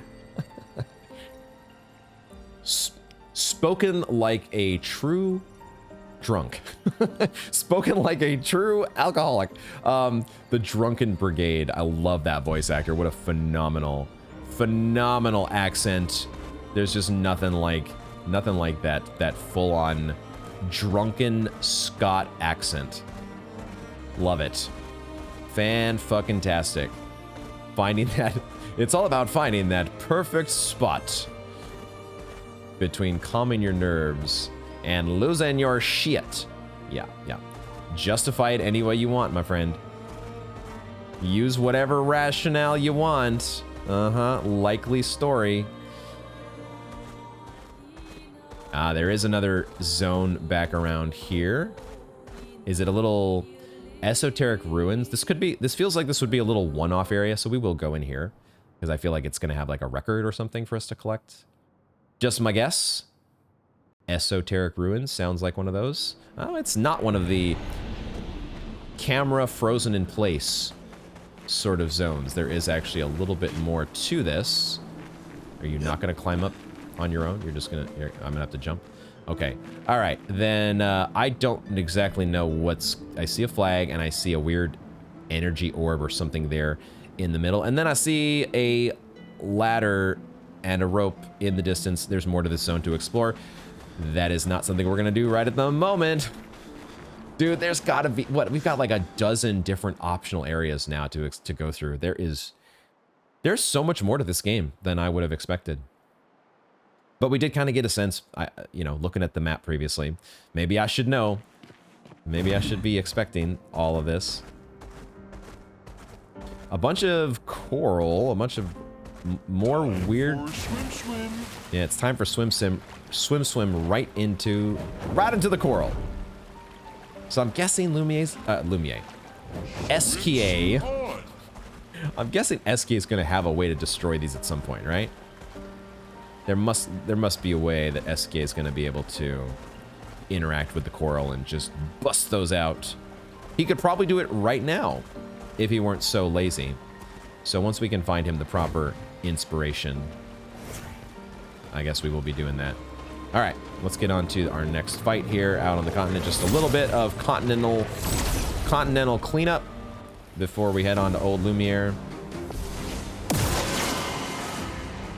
And we haven't faced one of these. I don't remember what they're called, but this guy that we fought at the very beginning of the game, over here, this guy. But now we have this enemy, and we did see so many of these corpses around the Forgotten Battlefield. Now we're gonna be able to see. Oh, and I noticed the icon now. This is one that has a new skill for Monoco to learn. This one as well. All three of them. We're gonna get 3 new Nevron skills here. Let's focus on taking this guy out because I think he is... Actually, he's not weak to fire. He's weak to ice. But we can take out the weak spot for, like, no matter what, we'd take out like half his health by doing that. Could break him as well, I guess, if we want to, because that apparently did that much break damage. So, but I can't afford my Flurry of Fury because I spent one on a free aim. So I guess we'll have to settle for a degagement here. But do I need to use the fire damage on him? Nobody is particularly... Well, I don't know. Maybe this enemy is weak to fire. I don't exactly know. We're going to focus on getting this guy out of here first. He's not resistant to fire, and that's the most important part. What I will do is I'll use a couple free aims here on this guy, except never mind. That did not get rid of his shields because apparently I have the Lumina that ignores shields. Do I have that on everybody? So I can't get rid of his shields with Lune's free aim shot. We'll see if I can do it with Monoco's. I think I want to do an Ice Lance, though, on this guy, because that, I think, should kill him. Ice shatter. Never mind. It doesn't. Okay. Do I also have the same thing with Monoco? No, he does actually remove his shields. So that's good. Can I actually kill this guy with a free aim? No, wow. The free aims, at least for Monoco, are pretty weak sauce. I'm gonna just, I guess, end up using an attack here for Monoco to hopefully kill this guy, but... All right, Monoco was strong enough to get rid of him. 2-hit combo on Hexja. This one I have seen quite a bit now, and so getting a counter on that combo feels good. Ceramic Chevalier. Wait a minute. We fought one of these, didn't we? Am I a dingus? I completely forgot. We fought one of these things in front of that manor door in the Stone Waves Cliffs, wasn't it? It just looked very different. But we have fought against a Chevalier before. I think it was wearing a much darker armor set, which is what threw me off. Maybe I'll go back and check my footage, but I think that was actually what was going on there. Okay, let's focus on...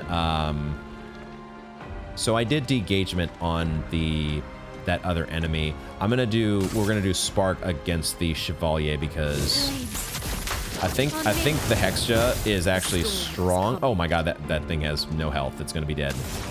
We might just as well use an attack from Lune against you because you're gonna be out of here. Okay, you are so freaking weak. And now, how did Monoco end up with so much AP? Is it because he finished off the previous enemy and did I give him dead energy without realizing it? We're on balanced right now, so a Chalier combo is perfect. I could even use a couple free aims if I wanted to like get another mark, but let's just do the Chalier combo as it is. This is going to put us in whatever the green mask is. I don't remember what it's called right now. Did I miss that last quick time event? Dude, that does a lot of damage. Oh my god. That's awesome. Okay, X just bringing back the shields. And we will dispense with those shields. Get those shields out of here. And I guess I will use a degagement because I don't have AP for anything else.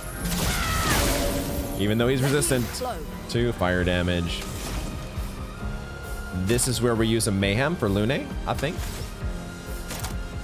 Mayhem seems like a good idea. Just go ahead and spend all of our stains. It really makes sense to keep her stains as empty as possible. Oh my god. We have... I'd never even thought of this as an achievement. Lune has reached level 33, which apparently is the Expeditioner achievement. That's awesome. How did I not think that that was going to be... I should have seen that one coming. Expedition 33. There you go. Okay, and I guess we took no damage as well, which is cool. Always love it when that happens, that 20% bonus to our XP. And now we have a whole bunch of new skills for Monoco. Now we actually have to decide on what skills this show feet. What the fuck? What in the actual hell, man? Okay, so we have a Portier Clash. That's what it's called, the Portier. Sorry, Portier Crash. Costs 8. Man, some of these skills are expensive. Monoco is not cheap. Monoco is not a cheap date. Portier Clash costs 8. It increases damage with the Heavy Mask. That's the green one. Deals high physical damage to all enemies, one hit, and it can break. I can see why it costs 8. We also picked up the Chevalier Piercing. Deals single target physical damage through shields. That's pretty awesome. Does 6 hits worth. Its damage... Oh my god, the damage is increased for each shield on the target. What a unique skill. Now the Hexja Crush, what does that do? Deals medium single target earth damage, 2 hits, and it applies defenseless to the target for 3 turns. But if you have Heavy Mask, it increases that defenseless to 5 turns. Huh. With the weapon that we have right now, it's just a little bit awkward that his weapon puts us directly into Balanced Mask, but our Chalier combo is the only one that benefits from the Balanced Mask, and it costs 7, so we can't actually use it right off the bat. So, we got to collect a lot more. We got to get a lot more abilities in here to really start reaping the benefits. I don't think I'm going to bring in I don't know. This Portier Crash is good, but it's also very expensive. And we need to be able to generate more AP before we can really get the maximum benefit out of these. Pellerin Heal applies regen to all allies. I'm just thinking if I want to swap out Hexja Crush for anything. I think I'll leave these skills on here for now, and we'll eventually adjust these a little bit. We'll tweak these a little bit more as things go. Monoco is such a new character that we just need to get experience with how his there's going to be so many skills to learn with him. My goodness. As if I didn't have kind of an overload already with the learning all the different Pictos and Luminas that we're picking up along the way. Now we got a whole new set of collection to do. Ah, there is another item over here. Another color of Lumina. Okay. You know, as I'm looking again at the objective here, find and destroy the Paintress's heart in the center of Old Lumiere. I'm realizing that that is going to be, that's probably going to warrant its own episode. I think, I was thinking about jumping into Old Lumiere, but now, given where we're at in this recording session, I think we're probably going to save that for next time.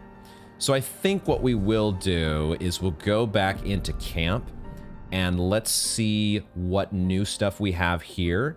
We didn't get a new cutscene, no Miles Nightmare or anything like that, but I would imagine there's going to be some new dialogue options with everyone. So why don't we start with, let's go ahead and start with the closest. Let's start over here with Monoco and see what he's got. Did you get my present? What present?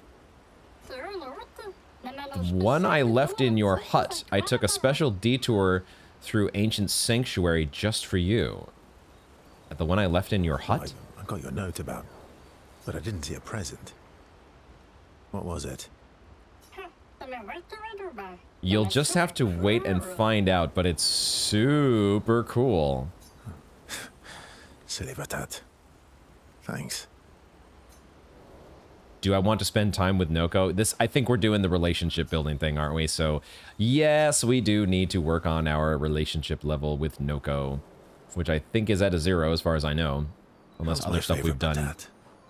Unless other stuff we've done has already counted toward that. Huh, how's my favorite not a patat?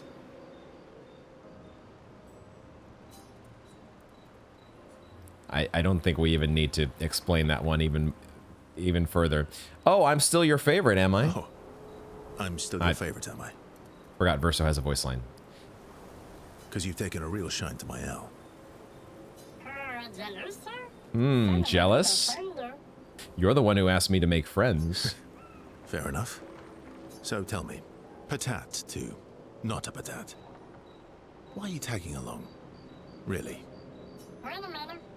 What do you mean?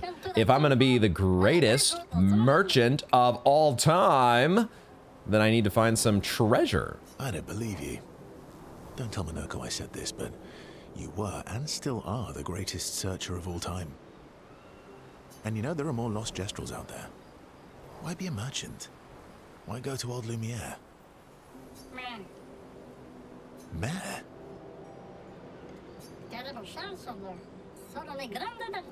Lots of other searchers now. Just because I'm the greatest of all time doesn't mean I want to do it forever. No.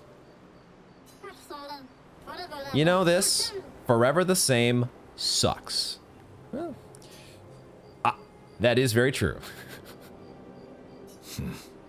True. See? All right, all right. Monoco's all grown up now, and it's your turn to be the patat. Monoco's all grown now. Monoco just does not strike me as a Gestrel. He's like the least Gestrel. It's just because he has the stature of a primate, and I just don't see him as Gestrel. He's not Gestrel sized, but apparently he is. Oh my god, Noko and his mischievous laugh. Okay, give me that relationship level. Wait, no? We're not doing that with Noko? Hello? Oh. Never mind. Okay. Alright. So we don't get to do the relationship level upgrade with Noko. Why is that? What's up with that? Okay, let's talk to the non-team members first. Get updates from SK as well here. Momo is Momo, and Nono is Nono. Once again, with SK, as is, you know, a very high likelihood of happening, I have no idea what you're talking about.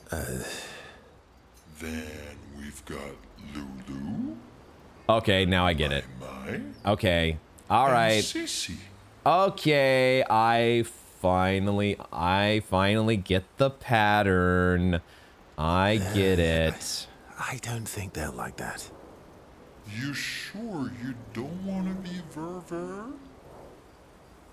Do you want to be SS? Do you want to be Kie? Positive. What blows a raspberry? I swear, there must be, these must just be some French. It must be French humor that's just completely lost on me. I do want to spend time with SK, but I don't know why we didn't get a relationship upgrade with Monoco. What's up with that, man? Verso approaches SK, who stares intensely at his armband. That armband looks nice. It's sort of like half covered up right now, but I'm glad you think so. Yeah, I guess it's official. We're part of the disaster expedition now. Oh, you could say not really my style. That's not a good answer. Disaster expedition it is. I guess it's official. We're part of the disaster expedition now. What is with the raspberry thing? I don't get that. What? Which one are we gonna go with here? Yeah, this one. Are you jealous? I'm doing all the hard work. Where's my armband? Ah. So, you want an armband too? Your arm's too big, dude. We don't have enough fabric to make one for you. Maybe. You barely have arms. Wait, that's the answer? You barely have arms? Really? Not true. Anyway, I want a headband. Now... Your head is humongous. You're gonna need so much cloth. It's so weird. I was going to say the exact opposite. I was going to be like, he doesn't really have much of a head. Verso goes the exact opposite direction. Just like I did previously. What the fuck? SK. Big brain. We need to make a 5-head emote, except it's SK. All right, with the enlarged. We'll see what I can do. Oh my god. Monsieur Big Brain. Jesus Christ. What? They actually went there. They...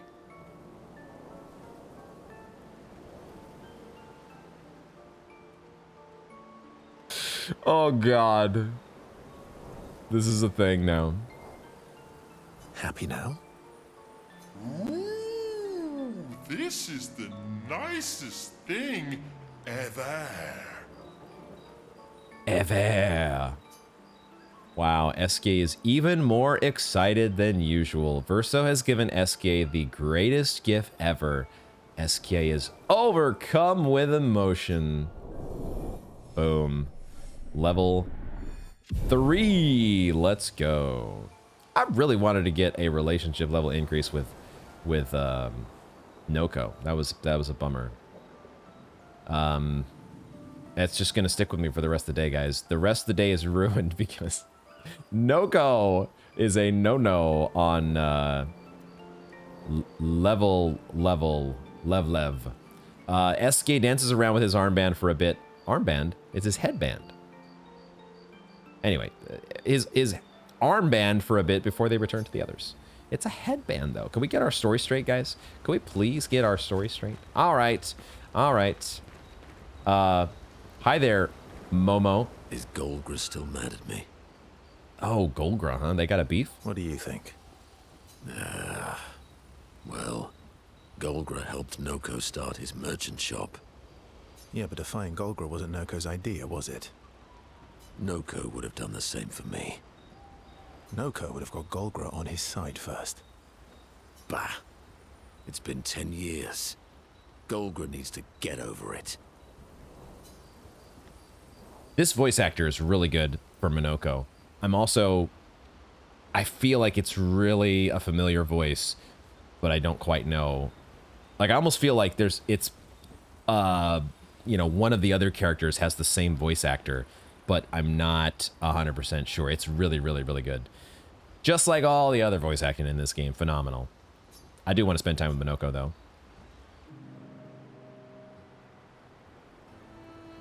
I see you got stronger.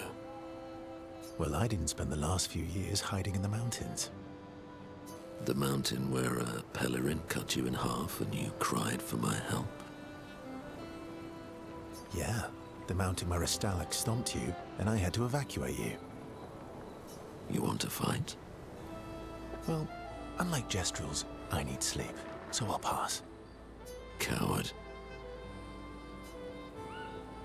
There is something that is incredibly funny. It's like this really dry, quick jab humor.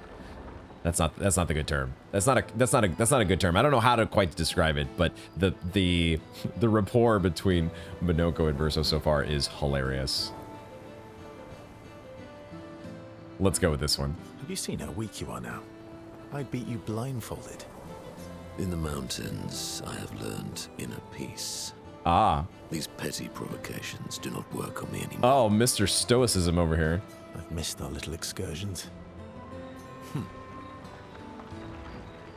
Yeah, you do too, I know. Remember our first battle against the duelist? Oh, the duelist. Sure do. We got our asses kicked pretty hard.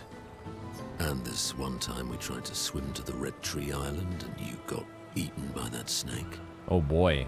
Oh yeah, it turns out living inside a snake's belly is possible when you're mortal. Carving my way out was a nightmare though. Well, that sounds like quite a story. I'd like to know more about that. The time you got stuck under a building for a year. The time when you challenged Esquier to a duel? Remember that time when you challenged Esquier to a duel? Well, someone conveniently forgot to mention that Esquier is the most powerful creature in the world. Small little detail. What is that? What difference does that make? Good times. Oh, and remember when Monoco and Verso fall back into the familiar pattern of their camaraderie. There we go. Oh, I just realized that Noco is the last 4 letters of Monoco. So he really is his dad? That just doesn't, that one I gotta wrap my head around. Good times indeed. They spend a bit more time bragging before going back to the others. The braggadocio. All right. I love these swanky, man. I want one of these pure outfits for Verso. Where do we get it, man? Obviously, don't tell me, but I want one. Grandis is so gentle. Who's going to protect them while Monoco's gone? They can take care of themselves. I was gonna say they are gigantic. I would think that they've got some tricks up their sleeves to be able to look out for themselves. Really? Mael is she's worried though. They've got their bells. Don't worry. It's their bells? It's the bells that are gonna do it for him? What do the bells do? Ringing the bells makes the Nevrons flee. Okay, so why don't we just do that? Why don't we just do that? Although, it only works on Nevrons with ears. Oh, there's Not every Nevron. that was some fine print there you were leaving now out. I'm worried. Oh my god. Actually, me too. What the heck? All right, spend time with Mael. Let's go. Spending time with the crew here. Got to get everybody's relationship level up. Verso joins Mael, who's throwing rocks by the lake. Her favorite Throwing pastime. rocks again. Mm-hmm. You should try. Esquier would be horrified that we're throwing stones into the lake.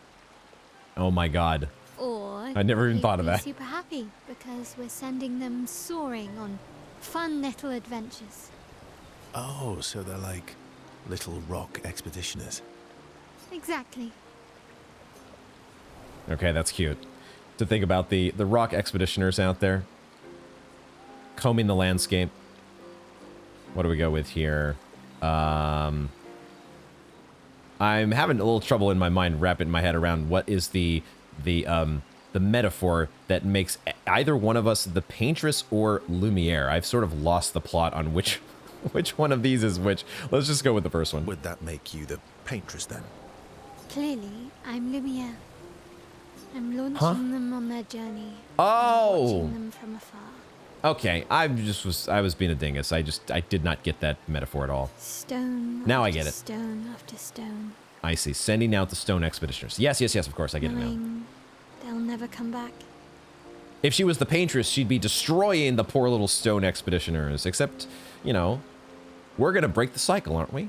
We're gonna be the ones kicking the paintress out of this game. and knowing you'll never stop. Poetic, but let's do this one. Poetic, but kind of depressing for a 16-year-old. Well, reality's depressing.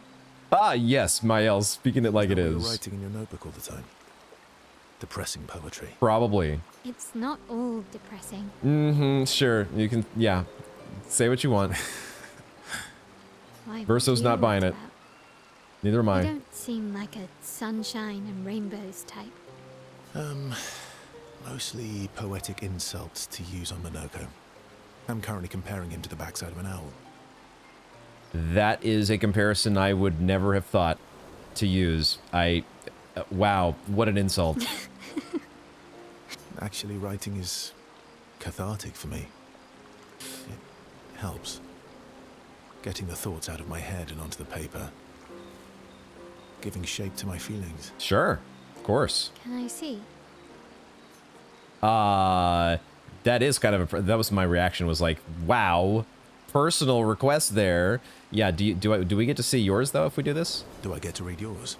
Yeah, exactly, huh? It's Yeah. kind of personal. Yeah, you should have thought about that before you asked. Well, so is mine. Yeah, but I bet you secretly want people to read it. Whatever. Get out of here. Get out of fine. here. I'll let you read mine if I get to read yours. Okay, deal. Oh, she actually relented. Be Wow. kind, though. Yeah, I can't promise that. Maybe it's because she did a sell job on us because she knows she didn't actually leave anything personal in her journal at all. It's like she's just making all sorts of insult jokes toward Esquier. That's all that's in her journal, and she's actually going to get the juicy personal stuff because she tricked Verso into showing his cards. Mael and Verso feel closer to each other. Ah, all right. Good stuff there. Level 2. Let's go. Let's go. We are doing the personal roundup over here. Mael proves to be extremely critical of Verso's writing. Oh my god. They go back to the others after Mael is done teasing Verso. Good lord. Good lord, the things that this guy, the things that Verso's got to put up with. Really?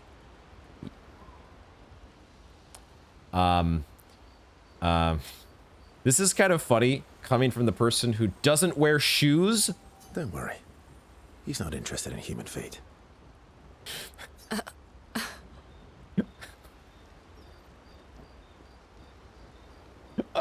Are we sure about this? Are we sure about this? Bell? Wow. We know now what the bell does, at least. A gift from the Grandis.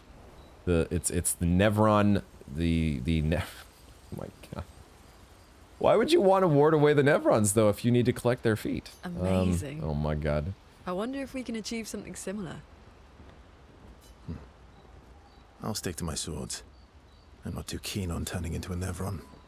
If we combine this with Pictos, could we selectively use Nevron abilities in battle? Okay, you seem busy. I'll come back later. Verso's like, okay, she's immediately switched into engineering mode. We'll still spend some time with Lune, because of course we got to do it with all the peeps. Verso approaches Lune. He can see that she wants him. He can see that she wants to ask him more questions. That's what it says. And wondering, there we go. why stay on the continent alone? Why not return to Lumiere? That's actually a good question. I did. You did? I went back. Helped with the rebuild. He actually did go back to Lumiere? Mm-hmm. Why is she just responding with mm-hmm? Mm-hmm. Mm-hmm. Mm-hmm. After the fracture, we didn't have anything. Food, shelter. None of it. Things must have been chaotic then. Nothing like the end of the world to bring out the best and worst in us. I almost miss those times. You know the dome shield? My father and I helped build that. God damn. So this guy actually... Am I reading this right? He went out on Expedition 0 and then came back to Lumiere and helped rebuild, including build the dome shield? Did I get that right, or am I missing something here? Oh. What are what are these reactions from Lune?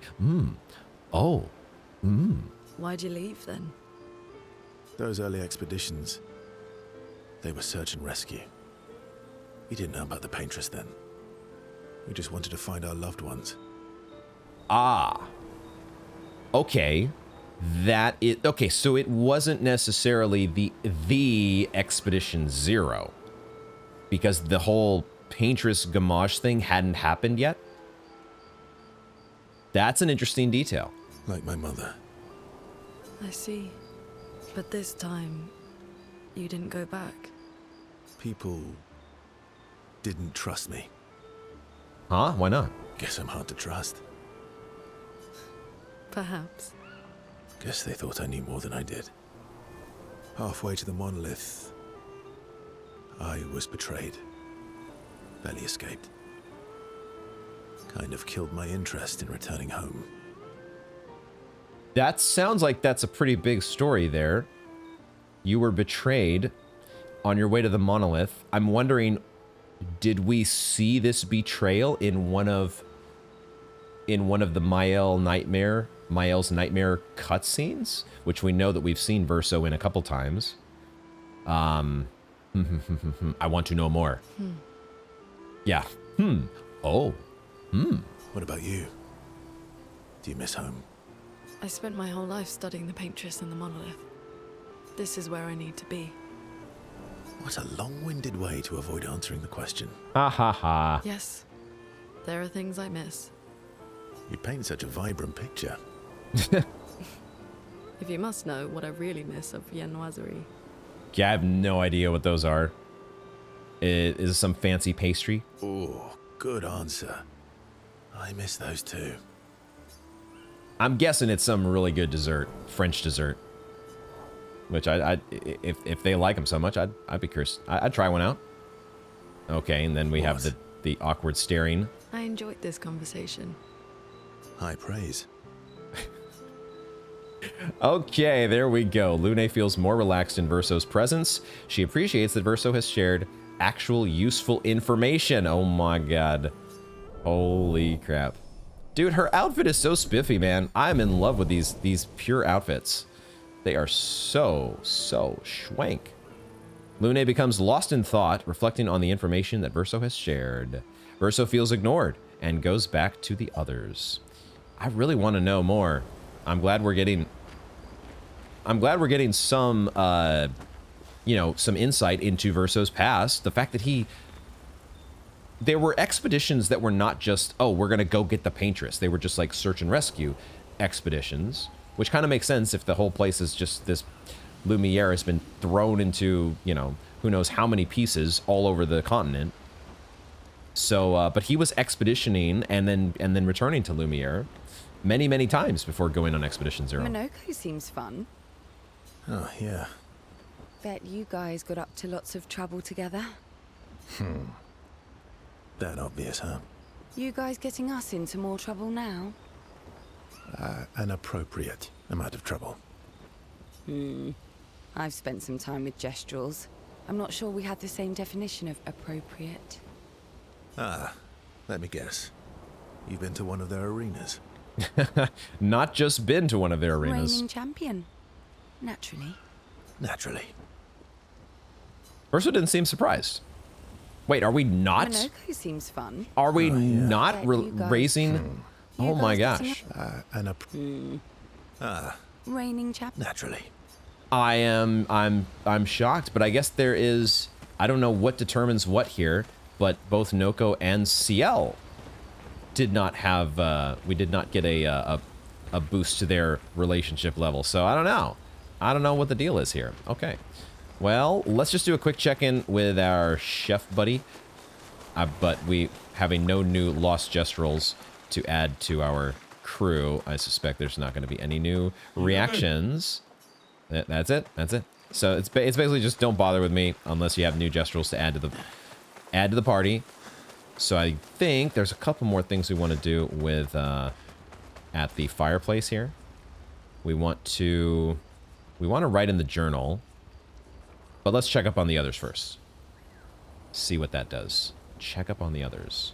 We did this once before, didn't didn't we? we? And I smashed it, utterly destroyed it. I did it in 2 attacks, plenty of damage. There was nothing left. Then there was a giant Pellerin that attacked. It was tough, but I defeated it, no problem. Pellerins are weak. I could have done that blindfolded. The ongoing braggadocio. This expedition is gloomy. Yeah. They lost a lot of friends, and they just buried another. Grieving takes time. How about a little verso magic to lighten the mood? You mean the one that hurts like hell? Yes, I mean the one that hurts like hell. What? All right, I'll do it. Oh, this ought to be good.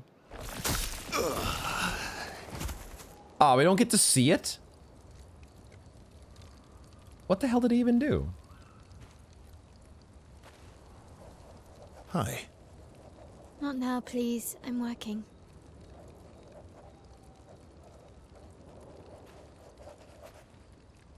Hi. Oh, Verso, there you are. How did... Oh, fuck. Oh my... What is that? Oh. Hi. I'm a pair of legs that can talk. What the fuck? We're both Verso. Okay, what? You are so ridiculous. Wait. How can your legs talk? Ah, yes, I'm quite proud of that. Took a lot of training. Come on, man. Does it hurt? Oh, she... No, it doesn't. She asked that Did after you she's cut already yourself in half? Did poked him. Monoco cut you in half? Do you heal from the top or the bottom? Or do you have to bring the halves together? The Hey, can you vital control the questions of the process? expedition. So, if you're cut in half, does that mean you can be in 2 places at once? Can you go scouting with Monoco with your lower body while your upper body stays here and talks to Oh us? my Well, god. yeah, you see, I can go hunt Nevrons with my top half, while my bottom remains here cooking meals. Back in the days, that's what we used to do. Can I... Are you... Yeah, my hair is... All that pain just to put a smile on their faces. Verso, aren't you getting too attached? I think we're way past that point. I think we're way past... Verso can... I was joking earlier about the party trick of being able to turn yourself into a Nevron. Or was that what I was joking about? There was some other party trick actually that I've forgotten what it was actually a reference to. But Verso, oh, and he's magically back together just like that.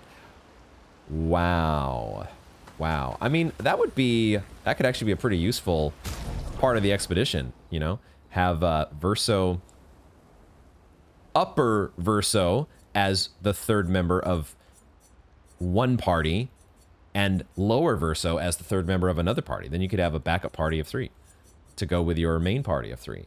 Why don't we do that? That's just even more powerful than 6 is better than 5, right? Okay, let's write in the journal. Wait, there's another checkup on the others. Okay, all right. We've done this several times. It's just these optional cutscenes. I mean, guess what? They're not grieving anymore. They're certainly not... They're not in a bad mood anymore. Mael stares at the stars. Ciel appears next to Mael. They spend a moment in silence, both staring at the sky. Can you teach me to fight better? Better? That white-haired bastard hit us before we even knew he was there. I want to return the favor. And you're the best fighter I know. High praise. She's really a fan of Ciel in that department, huh? You know they'll be back. I want to get them before they can get us. She is, Ciel is the reigning Gestural Arena champion, so I guess that's not a big surprise. Emotions are powerful. You have to make sure they work with you, not against you. This violin is gorgeous, by the way. Love this. I know. Okay. First lesson. Sounds obvious, but you need to see. Really see. Your eyes will tell you the truth, but your brain can lie. What do you mean? Emotion can mess with your perceptions. Make you miss important details on the field. Fixate on the wrong thing, or see what you want to see. Okay. You need to see things as they are, not how you think they are. See your target so you can understand your target. How they move, how they think, how they react. So you can anticipate and adjust. It's good stuff. It's like a little bit of Sun Tzu over here. On the field, it's just you, your weapon, and your enemy. And you need to understand all three. Everyone has blind spots, so every day you ask yourself, what's yours? What's theirs? Do you know? Thought this would be more of a technique lesson. Ah, but the battle of the mind is so much more important, young Mael. I really do. Like, this has been much more of a personal episode. Like, we haven't had that much combat, even though we did get to learn some new grading attacks, and it's really fun checking out Monoco's fighting style. But we've had a lot of dialogue and a lot of conversing with different people. But I do really enjoy these moments back at camp, and the moments that we get to develop relationships with the different characters. This is a part of the story and a part of the game that I do find really enjoyable, as opposed to, like, I could kind of take it or leave it with all of the random gestural interactions and all the random Grandis interactions. Whatever. Meh. As who said meh earlier? was it Mael? Whoever said it earlier, I would much more agree that some interactions are meh, but these are not. And I've really enjoyed all of these little interludes that we've had at the camp. It's just another really fascinating part of the game, in addition to the awesome, engaging combat. Mael, journal time. She finds a spot where she can write. Oh, it's this song. It's this song, guys. Oh. She spends some time writing in Gustav's journal to honor his memory. I absolutely love this song, dude. It is just so... Oh my god. And the vocalist. Phenomenal. She writes about their encounter with Monoco and how exciting it is to travel with a Gestrel, the most unique Gestrel of them all, I'd have to say. She hopes Gustav's apprentices will read this journal someday. Oh man, what a moment. And she heads back. All right, that, folks, is where we are going to wrap up this this amazing installment of Expedition 33. The objective for next episode is to find and destroy the Paintress's heart in the center of Old Lumiere. Thank you all for hanging out with me to the end of the video. I'm looking so forward to moving forward with our new party member and tracking down that Paintress heart. And I'm looking forward to all of the optional and side areas that we have on our list that we will get to eventually. One way or the other, we're going to try to cover it all. And it's been so much fun getting to know our team members a little bit more in depth before we press on with the main objective. But it will be time to check out Old Lumiere next time. Are we going to be crossing paths once again with Renoir or somebody else that is very... will we get more to understanding how central Mael is to our story? I'm so curious to see what the next section, the next chapter of our story will have for us and what will unfold next time. Thank you all very much for joining me, and I hope to see you in the next one.